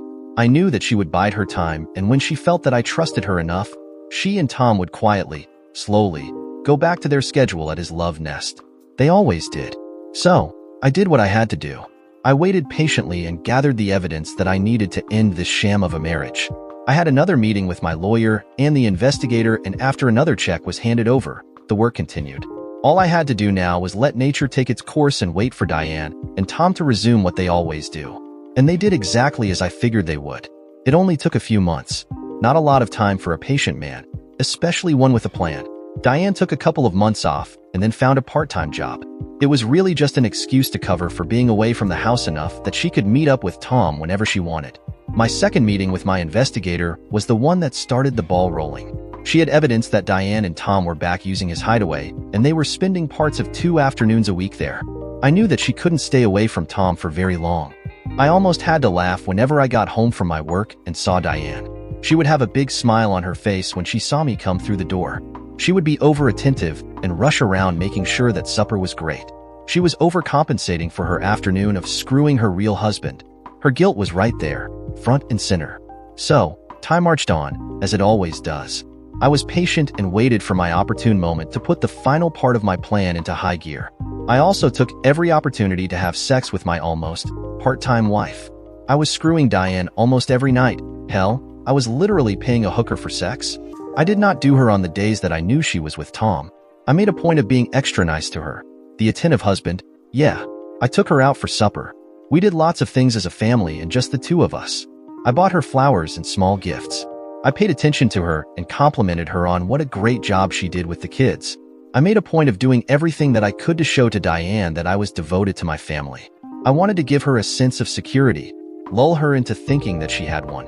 When the time came, I wanted Diane to see just what she had thrown away. I wanted Diane to fully realize just what kind of shitstorm she and Tom had created. I wanted her memory of the trip I did with the kids to Canada the summer before to be a mere glimpse of her new life. She could have Tom all she wanted. I wouldn't give a shit anymore. I reminded myself to be patient, to wait, and then to act. Diane, at Tom's hideaway apartment. Tom, get in here and take me. I need you now. Hang on, what's your rush? Hasn't Johnny been doing his husbandly duty for the last week? Shut up and take me. What do you care what John does? I don't really give a shit what John does, or doesn't do, but I do want him to keep doing what he does to stay your husband. Looking after your kids is his main job, as far as I'm concerned. I closed my eyes and let Tom work his magic on me. He was really good at sex. Baby, that was excellent, he said once we were done. Tom rolled over and kissed me. After we finished and showered, we dressed and got in our cars. I drove home to get there just before the kids were out of school. I made very sure that I was ready to greet the kids and especially ready to see John. My itch had been scratched really well this afternoon, and I was a happy woman. I had the best of all possible worlds, a husband and family, as well as a man that knew how to do me. I would make it extra good for John tonight. June, end of the school year. Okay, the meeting with my lawyer and investigator is complete. They had all the documents ready for both Diane and Tom. I gave them a date for the document server to be at my house. I had told Diane and the kids that we would be leaving the day after the last day of school. I had packed the trailer with food and all the things that we would need and told the kids to get their things ready for the trip. Now the story from Diane's perspective. School is out for a year, and the kids were all very excited to start the camping season. John has been fussing over the trailer and spending his evenings, for the last week, getting it ready for the summer. I told Tom that we would likely be away a good part of July and August, but we could make up for it in September. The summer was the busy season in the construction business, and I knew that his wife and daughter also wanted their summer vacation. Tom told me that he was renting a place in Myrtle Beach for part of the summer. I would spend my summer looking after the kids and John, and I could prove to him that I was truly his wife. It would all be great, just what I needed to get things back to normal. D-Day. Now John. Diane went shopping about 8:30 and had several errands planned. She planned to be gone for about 3 hours. Perfect.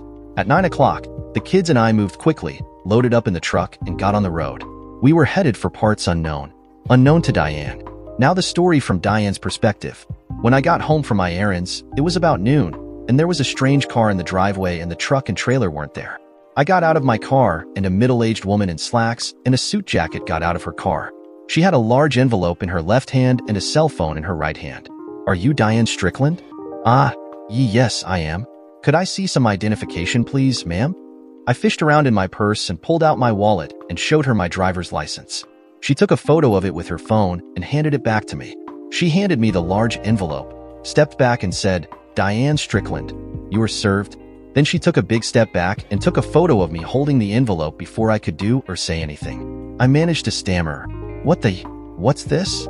She wheeled around and without answering my question, walked to her car. Deep down, I knew what it was. My legs didn't want to support me right then, and I had to sit down on the driveway. Oh shit, he knows. I'm so predictable, and I handed it to him this time. After a few minutes, I managed to get back up and staggered into the house. I went to the kitchen and dropped the envelope on the counter. I looked at the table, and there were a number of things sitting there. I walked over to the table and saw an envelope propped up with my name on it. There was also John's cell phone and his wedding ring. There was another envelope with my name on it. It was in the handwriting of Andrea. The room was starting to spin, and I sat in a chair in case I passed out. Before I opened either of the letters, I went to the bathroom and peed and then went to the refrigerator and got a bottle of water. I took a big drink, and then I opened the bigger envelope from John. There was a typewritten page with my name written in pen at the top and John at the bottom. Well, this is pretty much the end of you and I. Sadly, our marriage has been a long-term lie, and now it's time for the lies to end. You can stop lying to me and yourself. I have to hand it to you. You did a great job fooling me for so long. It wasn't until I had to take Keith to get stitches that time when he fell off his bike that I discovered the truth of our marriage. That was the beginning of the end, at least for me. You hung on to your lie right until today. You have been very sure that your relationship with the man that you are willing to lose everything for is the most important part of your life. You were also very sure that I would give in and let you continue to live 2 lives. One with Tom and the other with me and the kids. How long did you plan to continue to humiliate us all? I don't expect that you have an answer to that. So, by now you will have figured out that the kids and I have left. We won't be back, at least not for you. If you haven't opened the big envelope that you should have received by now from my lawyer, you might want to do that soon. It has the divorce documents in it, and everything is clearly spelled out. It's simple really, and the sooner you sign the documents, the easier it will be for you, and for Tom. You will see that I have left everything of ours to you to do with as you want. If you decide to try and fight me on this, I will reveal to Tom's wife and family, and your family, all the details of your long relationship with him. Tom will undoubtedly suffer the consequences of his and your actions, as his wife and family learn the details of your long life together. My lawyer has a package of information, complete with the DNA test of the kids, and a lovely selection of intimate photos of you and Tom. Everything that his wife would need to eviscerate him in a divorce. Think carefully about your actions, Diane. Everything you do will have consequences. So, what is my plan? The kids and I will be starting a new life in a new place. That's all you need to know. As part of the divorce, and the most important part, I will have sole custody of the kids. If you decide to fight it, think of the impact on your life, and especially on Tom. You picked Tom over me, time and time again. You had a chance to make it right, one final time, but you couldn't do that, or wouldn't do that. So I'm taking what I consider to be the proper actions to save the kids and I from you and Tom. My lawyer will be happy to help you with any questions about the divorce and the settlement that I'm offering you. You can keep the house and all the possessions that we have, along with what's in our bank accounts and the 2 cars. I don't care about any of it. None of those things matter anymore. The kids and I have taken all of the things that we want. I have their medical records along with their school records, and will make sure that they are properly taken care of. You can now make a life with Tom, unencumbered with any distractions. The kids and I can start a new life without you, and Tom being a distraction. The kids and I are very excited about the summer. We will be enjoying the adventure that is ahead of us. I talked to the kids in sufficient detail about what you have been doing with Tom since before they were born, and they all agreed that they want to be with me. I recorded them all at my lawyer's office, and a DVD of them is part of the package that you now have. For a long time, you had me completely fooled, you know? I thought that you were a wonderful person, a wonderful wife, and a wonderful mother. I loved you so much. And then your secret was discovered. And then it all went to hell. It will take a very talented psychiatrist to figure out why you worked so hard and for so long to deceive me. In the end, I figured that you only wanted me as someone to pay the bills and raise your kids. Well, they're my kids too. Always have been. Always will be. I might not have been the man to supply the sperm to make them, but I'm the man that fathered them, raised them, and I'm the man that they call dad. You and Tom can think about that.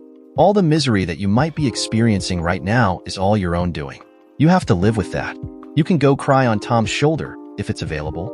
Remember, if you want to protect Tom, sign the paperwork that's in that big envelope and send it back to my lawyer. If you don't, Tom will feel the consequences. That is a promise. One final thing. As part of this divorce, you will stop using the Strickland name. In the bundle of documents, my lawyer has prepared the name change application to the court. Sign it and start using your family surname, or whatever name you chose, just not mine. That's it. That's all there is.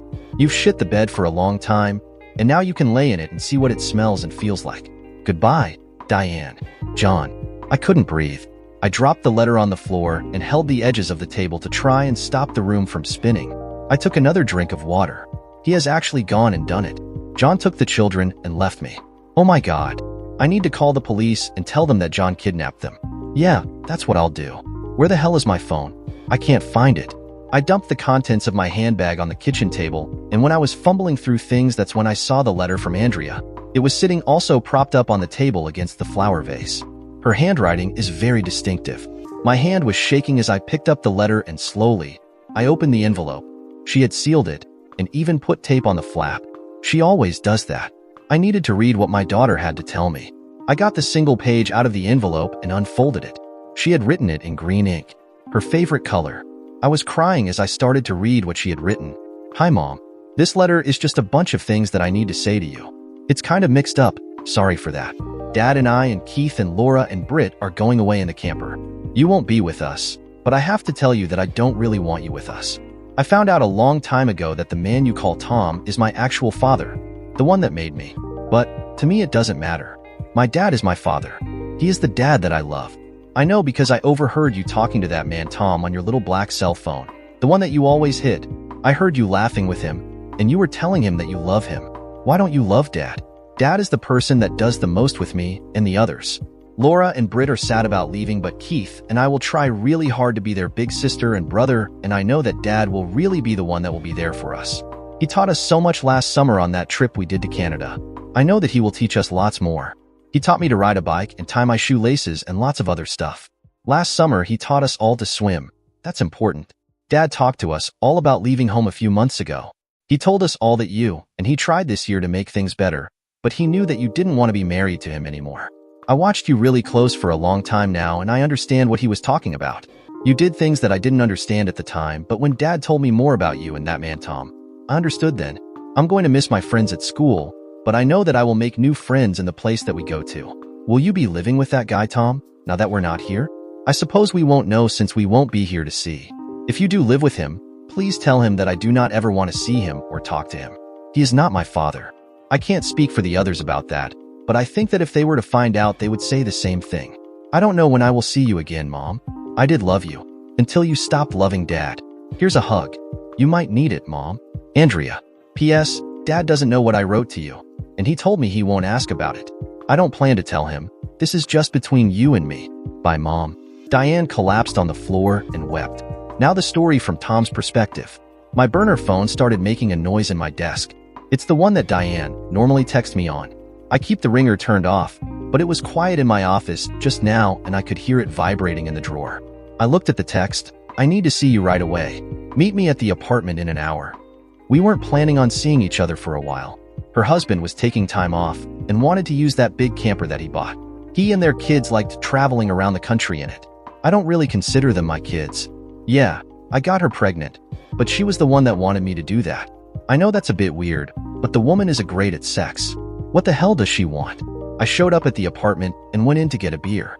Diane came running through the door a few minutes later with a large brown envelope in her hands. She looked very upset. She flung the envelope on the table. Tom, he did it. He left with the kids this morning. I got served this, she pointed at the big envelope, when I was getting back from shopping. What do I do? She sat in a chair and put her face in her hands. A moment later, Diane got up, went to the kitchen and got a glass of wine. She came back to the table, sat down, and took a large drink from her glass. She looked at me with fear in her eyes. I'd never seen that before. Usually only lust.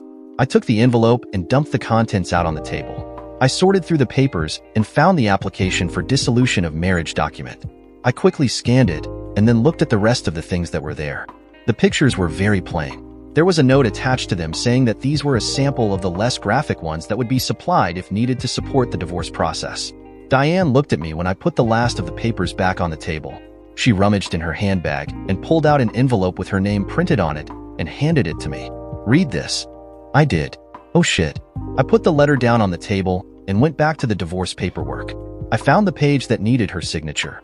I pulled out a pen. I handed it to her. Sign now. That's all I said.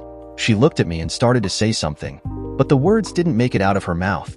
I said, you need to sign this now. John will make our lives miserable if Margaret finds out about us and your kids. They're your kids too, you know? I quietly said, yes, they are. I sat for a few minutes, taking a big drink of the beer and trying to see a way out of the mess that we had gotten into. There was only one way to fix this. I turned back to Diane. Sign the papers. Just do it. If Margaret were to find out about Diane, my life would become hell in an instant. Her family were politically connected in the state, and contracts for the business would dry up overnight. This would be a giant shit show and a dumpster fire. There was no other way to save myself in this. Besides, I really like that big house that I live in and the hobnobbing with the senators and congresspeople and other officials and well-connected people that keep us in the very profitable contracts that we regularly get. I looked at Diane and held the pin out to her. Diane, sign. John has won, and we need to salvage the rest of our lives. In an instant, my interest in Diane was evaporating. I liked having a married woman in my bed when I wanted her, and getting her pregnant 4 times was a real turn-on. But now, Diane was fast becoming a major liability to me. I had to get her to sign, and I would do whatever I needed to do to make sure that this went no further. Diane looked at me, suddenly looking 10 years older. She took the pen and slowly turned to the papers. She signed her name at the 4 places with the yellow tags and then collapsed into the chair. Phew, that was close. On the road again. I know, bad, right? Didn't Willie sing that? The kids are all having fun as we make our way west. When we left Albany, it was very quiet in the truck for the first day. We were driving west, and my goal was to get us a few miles away from Albany before we stopped. I made a reservation at an RV park, and it was almost supper time before we pulled in. We were all very tired, and I got us all fed as soon as the camper was hooked up to power and water and the slides put out. That night we had a campfire and roasted marshmallows, and we talked a lot. The kids asked a lot of questions. They wanted to know about the place we were going and what we would do when we got there. I knew that they deserved to know what the plan was. I know that you all want to know what the next few weeks are going to bring. Well, there will be adventure, and there will be hiking, and there will be bugs, and there will be cuts and scrapes. I looked at Laura and Brittany as I said that, and they laughed, remembering our time in Ontario last summer, and I shared a bit of it with Andrea, because she's the oldest, but I swore her to secrecy. So, it's time that you all know where we're going and where we're going to call home. All eyes were on me, and there was silence from all 4. Do you guys like to ride horses? There was a collective scream from the 4 of them. Well, I waited. Would you like to ride horses? I paused for dramatic effect. On a ranch in West Texas? All of the kids jumped up and ran around the campfire pretending they were horses, hollering and shouting. I wasn't at all certain that I was doing the right thing. I mean, this would be extreme culture shock for them, and me. What the hell was I thinking when I bought that ranch that was up for auction outside San Angelo? It was being sold by an older couple that ran it for years as a cattle ranch. But their children didn't want to be ranchers, and they all moved to bigger cities when they got university degrees and got married and had kids. The folks that sold it wanted to move closer to their children and grandchildren, and so they decided to auction it all off. I bought the land and the house for just over $2 million. The house is big, a huge log house, not that old, with 5 bedrooms and 6 bathrooms, and is in very good shape. But I know that I'll do some renovations to the place if we decide to stay here for any length of time. The place even has a gun room. Maybe that will become the library, who knows? The land is just over 1,500 acres, more than big enough to ride for a long time and not do the same loop over and over. There are several outbuildings, some that I'll likely tear down and one, in pretty good shape, closer to the house that I'll make into a horse barn. One of the local farmers wants to graze some of his cattle there, so the land will produce some income to offset the expense of owning the place. I ran the numbers for a year, and it's quite doable. My biggest concern was a good school for the kids, and the city is only a few miles away. There are good schools there, and all of the things you might expect from a modern city with a population of 100,000. But what the hell was I thinking, West Texas, of all places? I might as well take the kids to Australia. The culture shock would be about the same. 3 months later, John. Holy shit. The kids and I arrived in San Angelo in late July after slowly making our way across the country from Albany. I made a point of taking a very indirect route, just so that Diane would be less likely to try to intercept us at some point along the way. I needn't have worried. I talked to my lawyer, and he proudly reported that Diane had signed the divorce papers without so much as a squawk. She actually got a lawyer to look over the package that my guy had put together. It included the house, all the furniture, our bank accounts, both cars, and some money to keep the house going for a year. She could do whatever she wanted with it any time. The house was worth about $600,000 with a mortgage of about $150,000 still to be paid.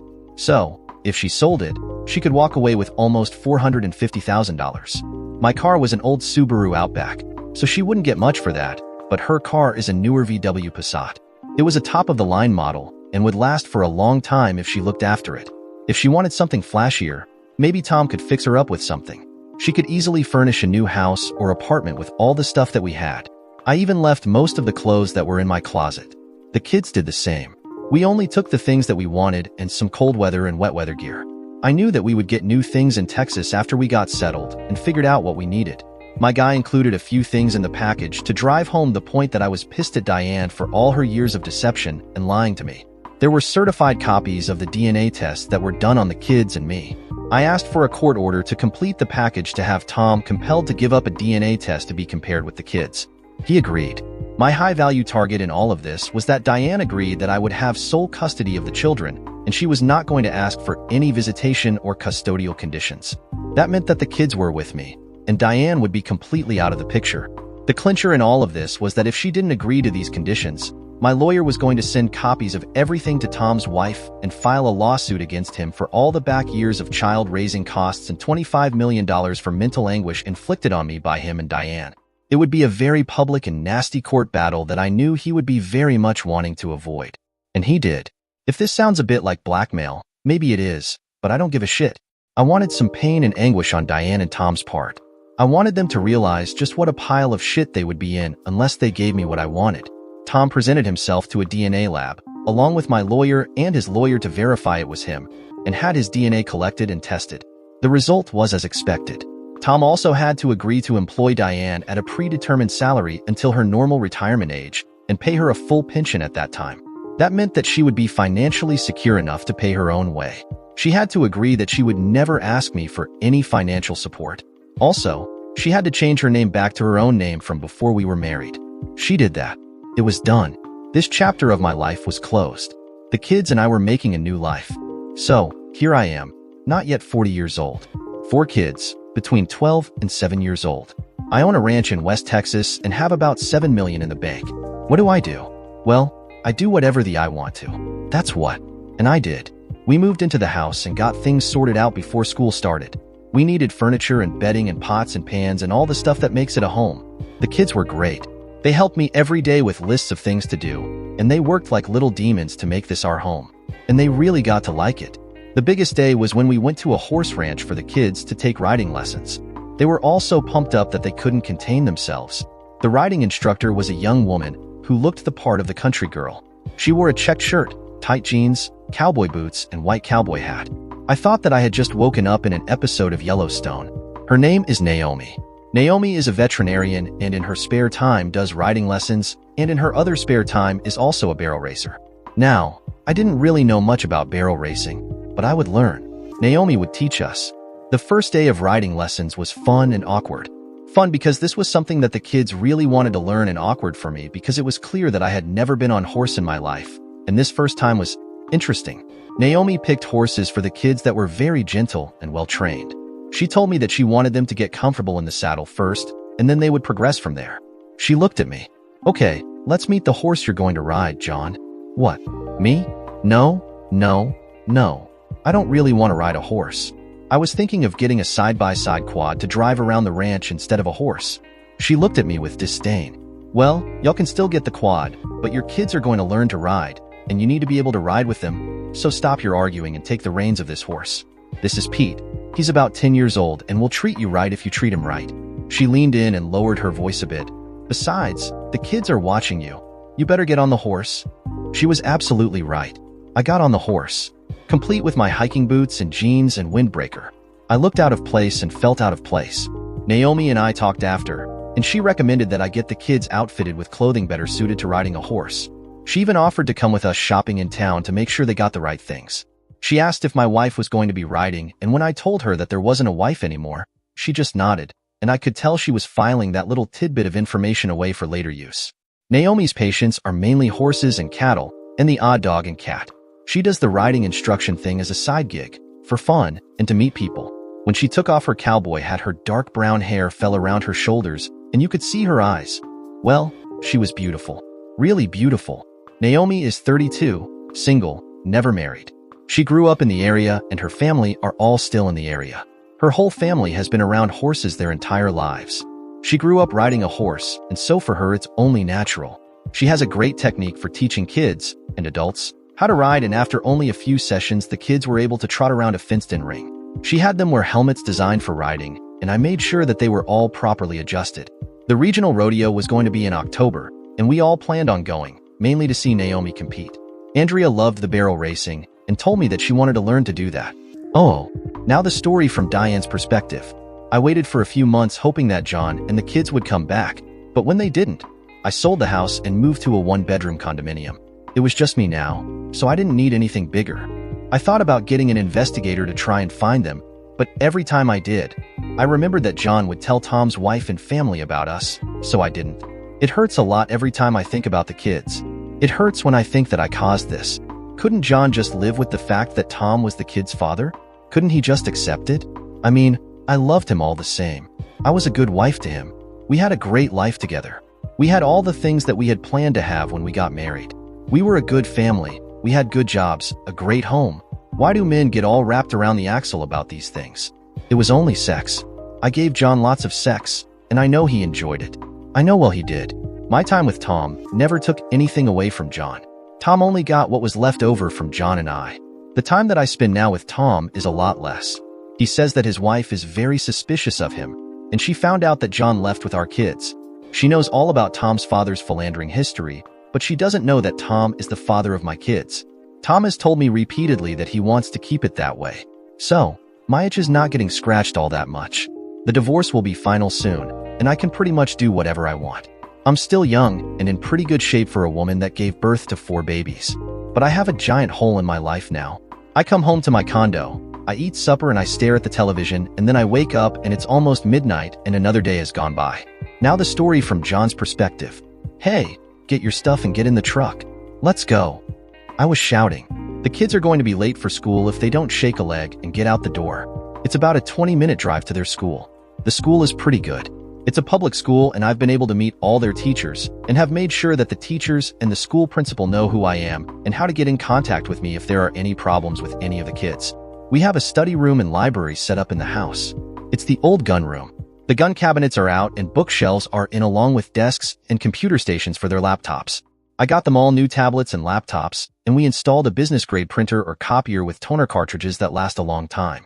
The room is reminiscent of a top-caliber, pardon the pun, study hall at a good university. None of the kids give me any grief about homework, and I'm always there to help out with any questions. We even have a 65-inch TV set up on a wall that the kids can stream things to. I upgraded the internet link to the house to fiber optic cable, and now we have blindingly fast internet speed. I also spend a bunch of time driving the kids to activities in the evenings. But their favorite activity is riding horses. During the day, when the kids are in class, I've been spending time learning to ride. I get to the riding stables and saddle up a horse and ride for an hour or two. I'm getting better with controlling the horse and much more comfortable in the saddle. I'm not nearly as nervous about being on a horse as I was at the beginning. Even Pete the horse knows it. Naomi found out that I was doing extra riding. One day, she was at the ranch doing some inoculations on some of the horses and watched as I was trotting the horse back to the stables from my ride. Look at you, getting all proficient on horseback. Thanks. I'm just trying to stay ahead of my kids. Besides Pete, here, is doing all the hard part. She asked, have you decided when you're going to get your own horses? I have some more work to do on the barn, but probably in the next 2 or 3 weeks. The kids are pushing me to get them now, but the barn isn't quite ready. When you do get ready, would you like me to help you find good horses for the kids? I'm assuming that you're going to get a horse too. I smiled. Would you do that?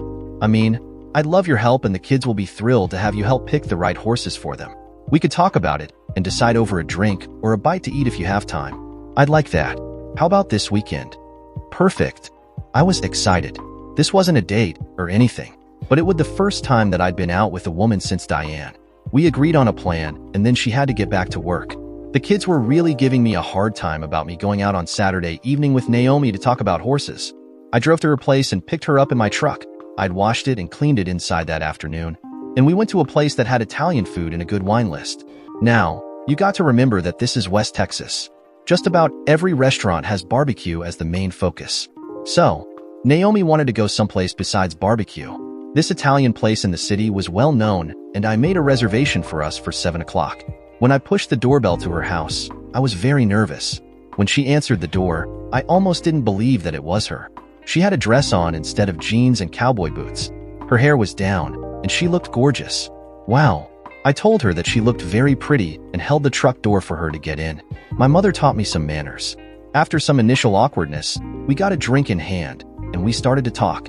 We talked, we ate, we talked, and we talked some more. Since I was driving, I limited myself to 1 drink and 1 glass of wine all night. Naomi had a bit more than I did, but her self-control was evident. When I dropped her off at her house, I got a kiss on the cheek and a thanks for a great evening out. When I got home, I paid the lady from down the road who was watching the kids and then got attacked by 4 very eager kids who all wanted to know all about my evening with Naomi. So, good news. The barn should be finished up early next week, and so next weekend we're going to go with Naomi to a ranch and check out some horses. Now let us check Naomi's side. John and kids must have been up early Saturday morning because they came by my house about 7:30 to pick me up. John had gotten a Suburban that seats 8 people, and the kids were all wanting to sit next to me, but John told them that I was getting the front passenger seat.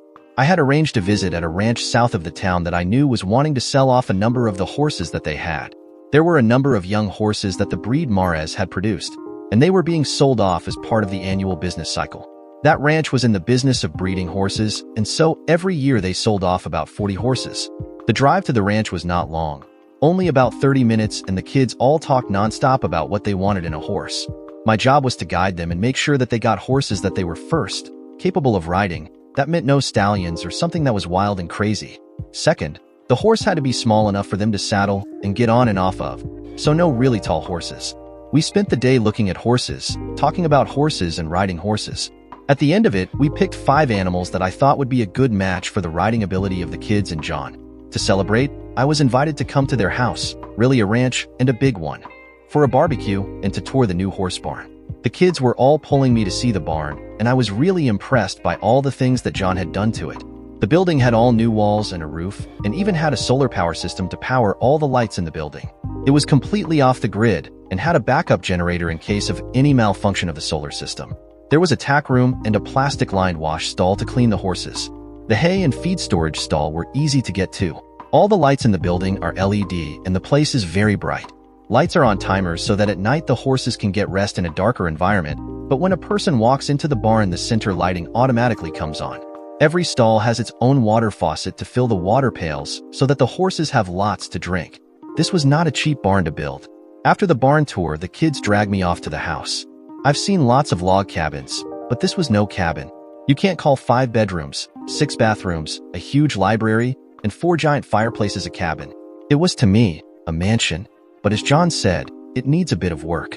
The barbecue was great, and the kids entertained me with their jokes and games. After the kids were in bed, I took John by the hand and asked him to show me the master bedroom. We took glasses of wine with us, and once the door was shut and the lights adjusted to a low level, I shucked off my boots and jeans. John stood back a few feet taking in the view, and then he started to unbutton his shirt. What he did to me that day, no one has ever been able to do. Meanwhile, John was in a blissful mood after his love-making session with Naomi. This woman is awesome. This has been the absolutely best sex of my life. I tried to make sure that I was giving Naomi my very best, even though it's been several months since I touched a woman. Let's face it, Sex with Diane was really just revenge sex after I found out about Tom. There was little in the way of passion or intensity with her. But now this was intense. This was passion. Naomi is awesome. I didn't know yet if this was merely the two of us meeting basic biological needs, or if it was something more. I have to be honest. For me, it wouldn't take much for me to be in love with this woman. Naomi's character and personality are pretty much straightforward. What you see is what you get. She is smart, talented, resourceful, and beautiful. What's not to love about that? We showered again after sex. We went to the kitchen, and I made some food from the leftovers in the refrigerator, and we had a beer. Then we went back to bed and did it again. Yes, again. There's a big smile on my face right now as I tell you that. In the morning, the kids were all very much surprised to see Naomi in the kitchen with me. Andrea was giving me funny looks as much to say, "What's up, Dad?" The rest of them didn't say boo about Naomi being there, but started to talk horses again and made plans for the day that we would get them to our ranch. 6 months later, John. Renovations to the house are well underway. We're updating the kitchen and the bathrooms and also adding in environmental systems to improve the livability of the house and reduce its carbon footprint.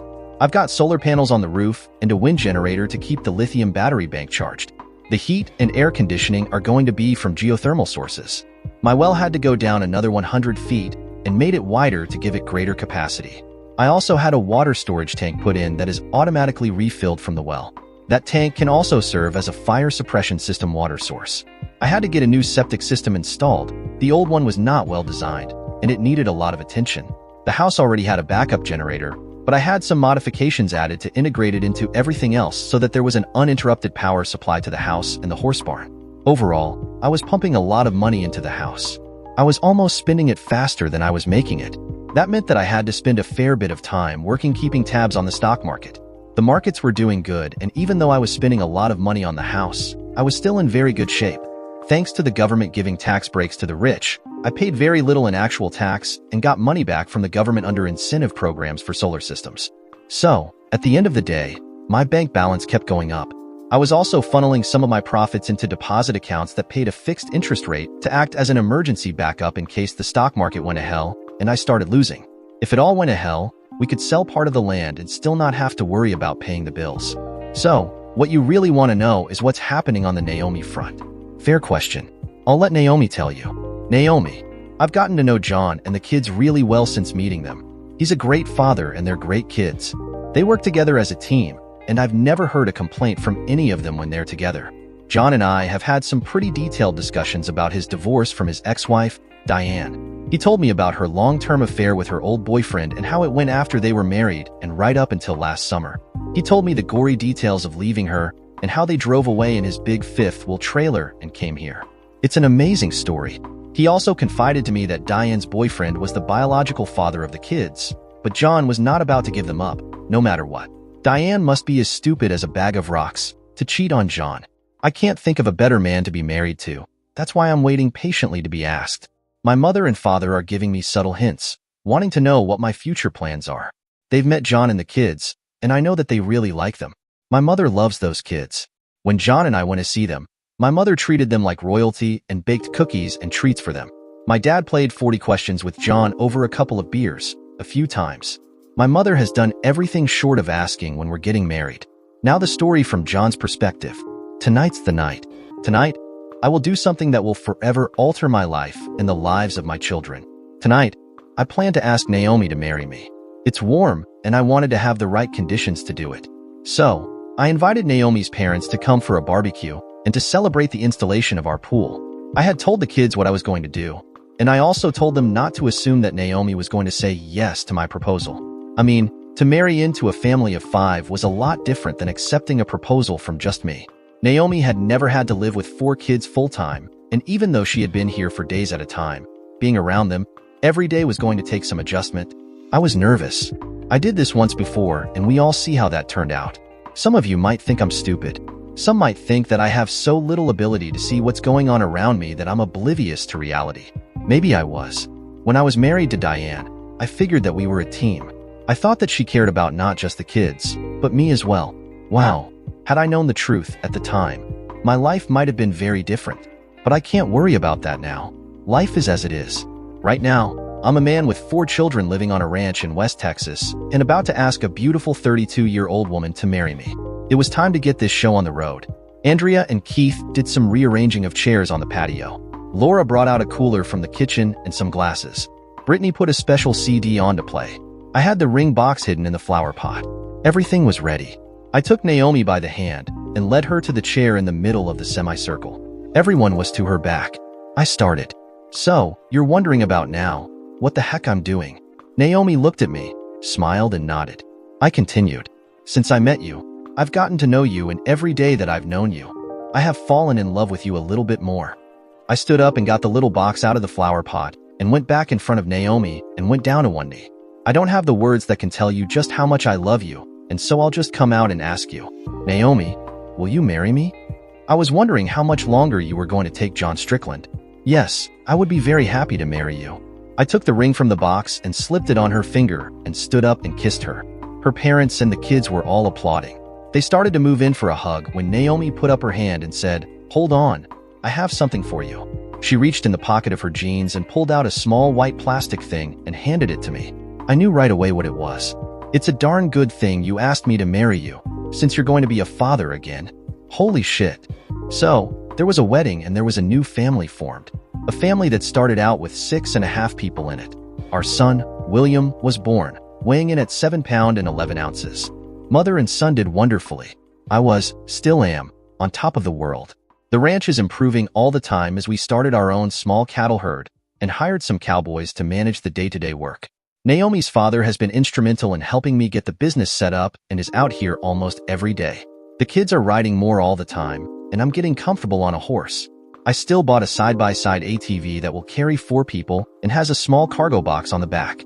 It has a trailer for hauling equipment and tools to do all of the many things that ranches need done.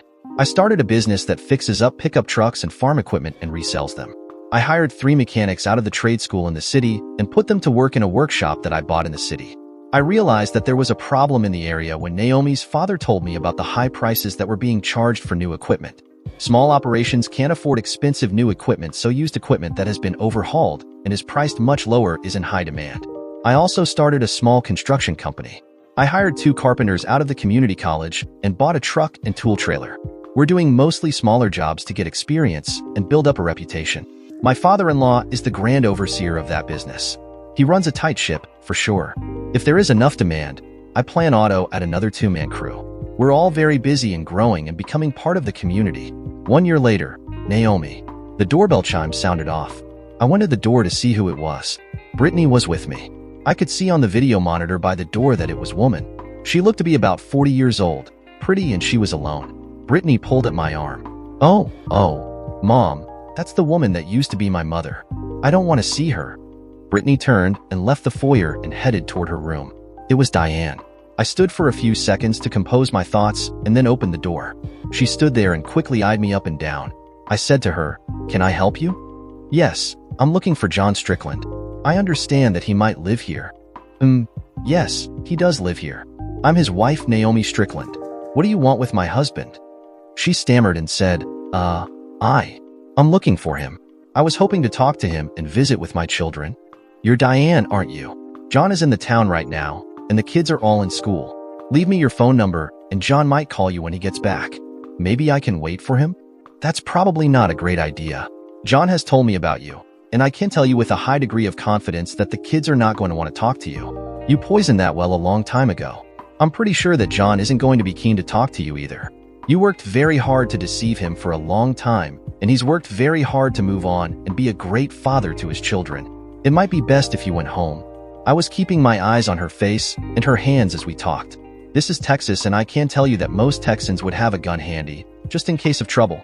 I didn't know if she was having a mental breakdown and decided to come here for some sort of vengeance. Keeping an eye on her hands would tell me if she had a gun in her purse or pocket, and if she reached for it, my first response would be to shut and lock the door and get my own gun. Our front door is very thick and has a metal plate sandwiched between 2 layers of hardwood.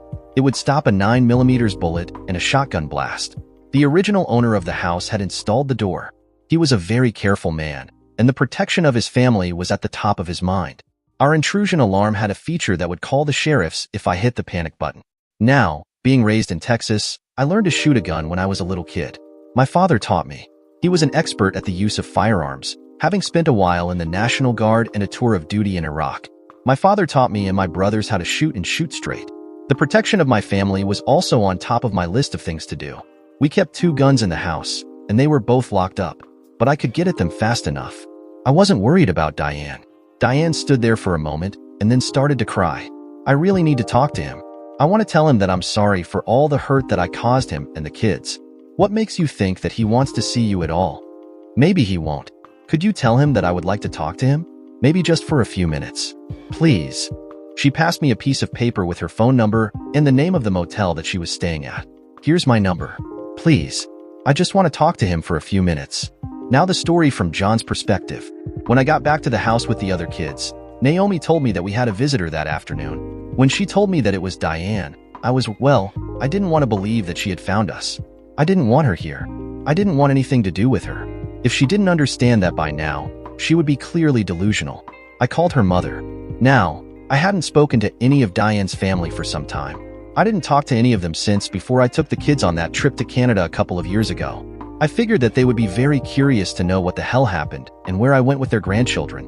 When we left Albany, I had decided that Diane could talk to her family and tell them whatever she wanted to tell them. I didn't care. Like I said before, my concern was with the safety and needs of my children. You can just imagine how that call went. There was a lot of shouting, some crying, some pleading, some things said by Diane's mother that angered me, and some begging for me to let them see their grandkids. It was clear to me in the discussion that she didn't know that Diane had left the city and come looking for us. She didn't realize or understand the extent of the relationship that Diane had been in with Tom for over a decade.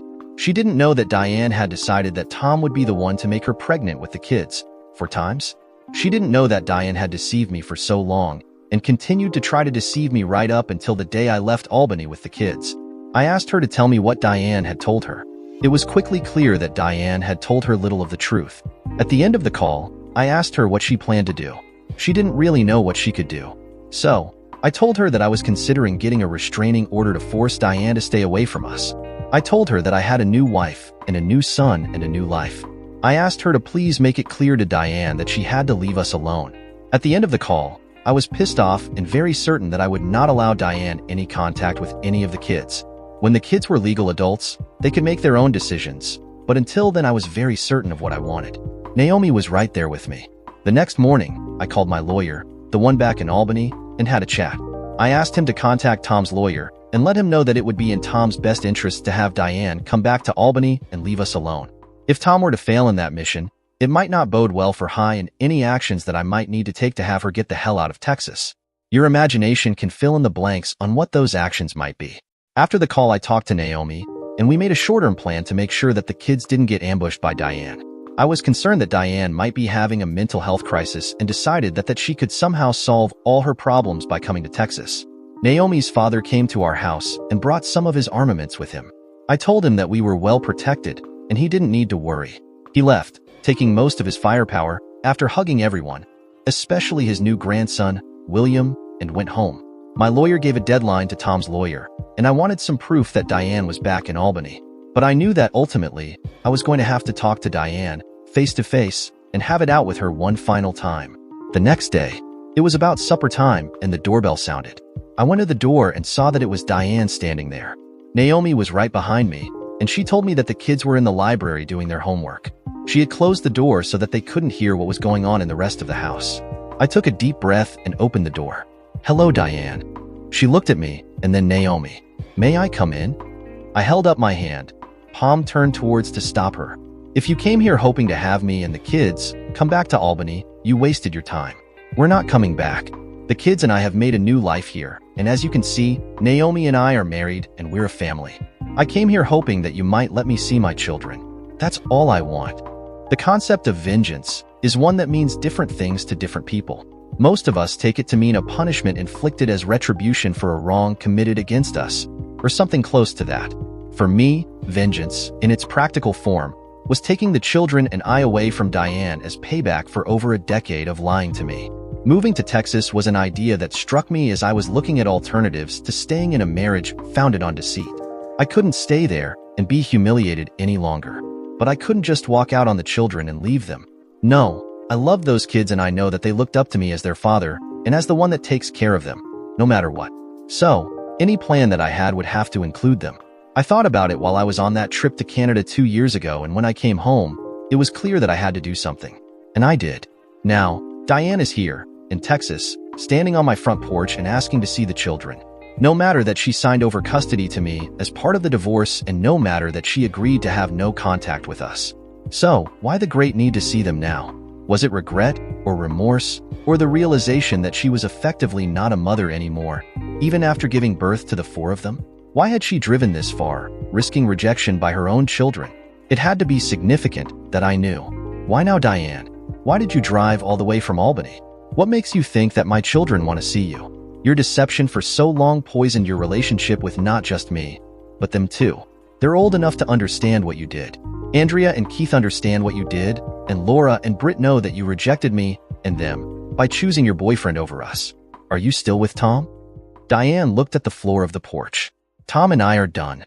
And how does that affect anything here and now? John, I was hoping that you might let me see the kids. I really miss them. I would like to see them, please. Would you do that for me? Diane's voice had a pleading tone, but I knew that it could all be an act. I have to think about that, Diane, and talk to the kids to see if they want to see you. No matter, it's not going to happen right now. Go back to wherever you're staying, and I'll call you. I had to stall for time here. I had to figure out what was really going on. Was she having a break from reality and decided that all her problems would be solved by coming here? Or was she being put up to doing this by Tom or her family? No matter, I was not about to let my family be hurt by her one more time. She nodded her head, told me the name of the motel she was at, and turned to walk to her car. I noticed that she was driving my old Subaru. She looked back at the house as she was getting in her car. She waited a moment and then slowly drove off. I closed the front door. As Naomi and I turned around, Andrea was standing behind us in the foyer. What did she want? That night at supper, I brought up the subject of their mother. To a person, they all stopped eating and looked at me. I told them that she had asked me if she could see them. After that, I asked them if they wanted to see her. It was up to them, to a degree. I didn't plan to let them be put in a position where they were going to be asked to do something that they didn't want to do. That was for certain. After we discussed it for quite a while, I decided to take a vote. I was not surprised when they all said that they didn't want to see or talk to her. I knew right then what I had to do. I called Tom. To say that he was surprised to hear from me, now, after all the water under the bridge, would be a gross misrepresentation of reality. I had to repeat myself a couple of times to get him to understand that I was calling him. Tom stammered, Mr. Strickland, why are you calling me now? I know that you and your wife are not together anymore. Yeah, no shit, Tom. Pay attention. Your girlfriend showed up on my front porch and is violating our agreement. Get her the hell out of Texas and do it now.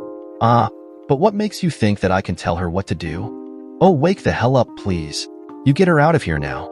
If you do not do it, I will consider this a violation of our agreement and your wife. Margaret, you remember her. She will have a package of information delivered by special courier. I don't know what you think. Answer this right now. Do you like your comfortable life in Albany? There was silence on the end of the phone. Well, do you? I don't know what you're talking about, John. Grow the hell up, a-hole.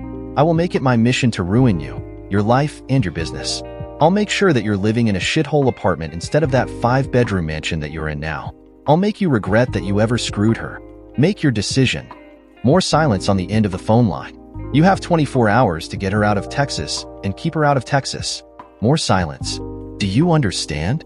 He said very quietly, I understand. I gave him some details about where Diane was staying and the phone number of the motel. That night, Naomi's mother and father came to the house, and it was decided that it might be best if Naomi and the kids were to stay with them until this business with Diane was resolved. We didn't tell the kids much other than Grandma and Grandpa had invited us to come to their place. After Naomi got the kids loaded up in the Suburban and headed off to her folks' place, I waited for things to happen. I was surprised that much didn't happen. Diane didn't show up, and when I went to the motel where she was staying, the manager told me that there was a fuss a short while ago with a woman from back east. She was staying at the motel, and a lawyer in a fancy suit. There was also another guy, but she didn't know who he was. There was some shouting, but they all got in their cars and left. And that was it. Nothing more. My lawyer called me about midnight to tell me that he had been called by Tom's lawyer to tell him that Diane was on her way back to Albany. Tom had guaranteed that she would not bother us in any way again. What I learned later was that Tom hired a local lawyer and an investigator to find Diane and keep her under surveillance, and at the same time he chartered a jet, flew to Texas, and convinced her to go home to Albany. That was the last time I saw her. In the morning, we all went home, and life went back to normal. About 1 year later, Naomi, hang on to that horse.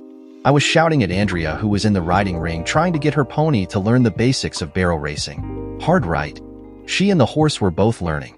It would be a while before she was ready for a major competition, but she'd be there soon enough. Hard left. I was watching close. Hard left. Now ride hard to the finish line. Pretty good for a beginner. The kids are growing and getting busier every year. John even got William a pony. John takes Will on the horse with him. The horse is very calm and senses that he has to be gentle. Will's only a toddler, but I can see that he's going to love riding. I'm not riding any just now. I'm pregnant again. I still do some veterinarian work, but even that is getting less and less as my due date approaches. Between the kids, the ranch, our businesses, and me, John puts in some long days. At night when we go to bed, he massages my feet and my back, and we make love. Sleeping together naked seems to make you want to do that kind of thing. Sorry, I need to go pee. Again, those twins are constantly pushing on my bladder. Dear listeners, please share your thoughts in the comments section below, and don't forget to like, share, and subscribe.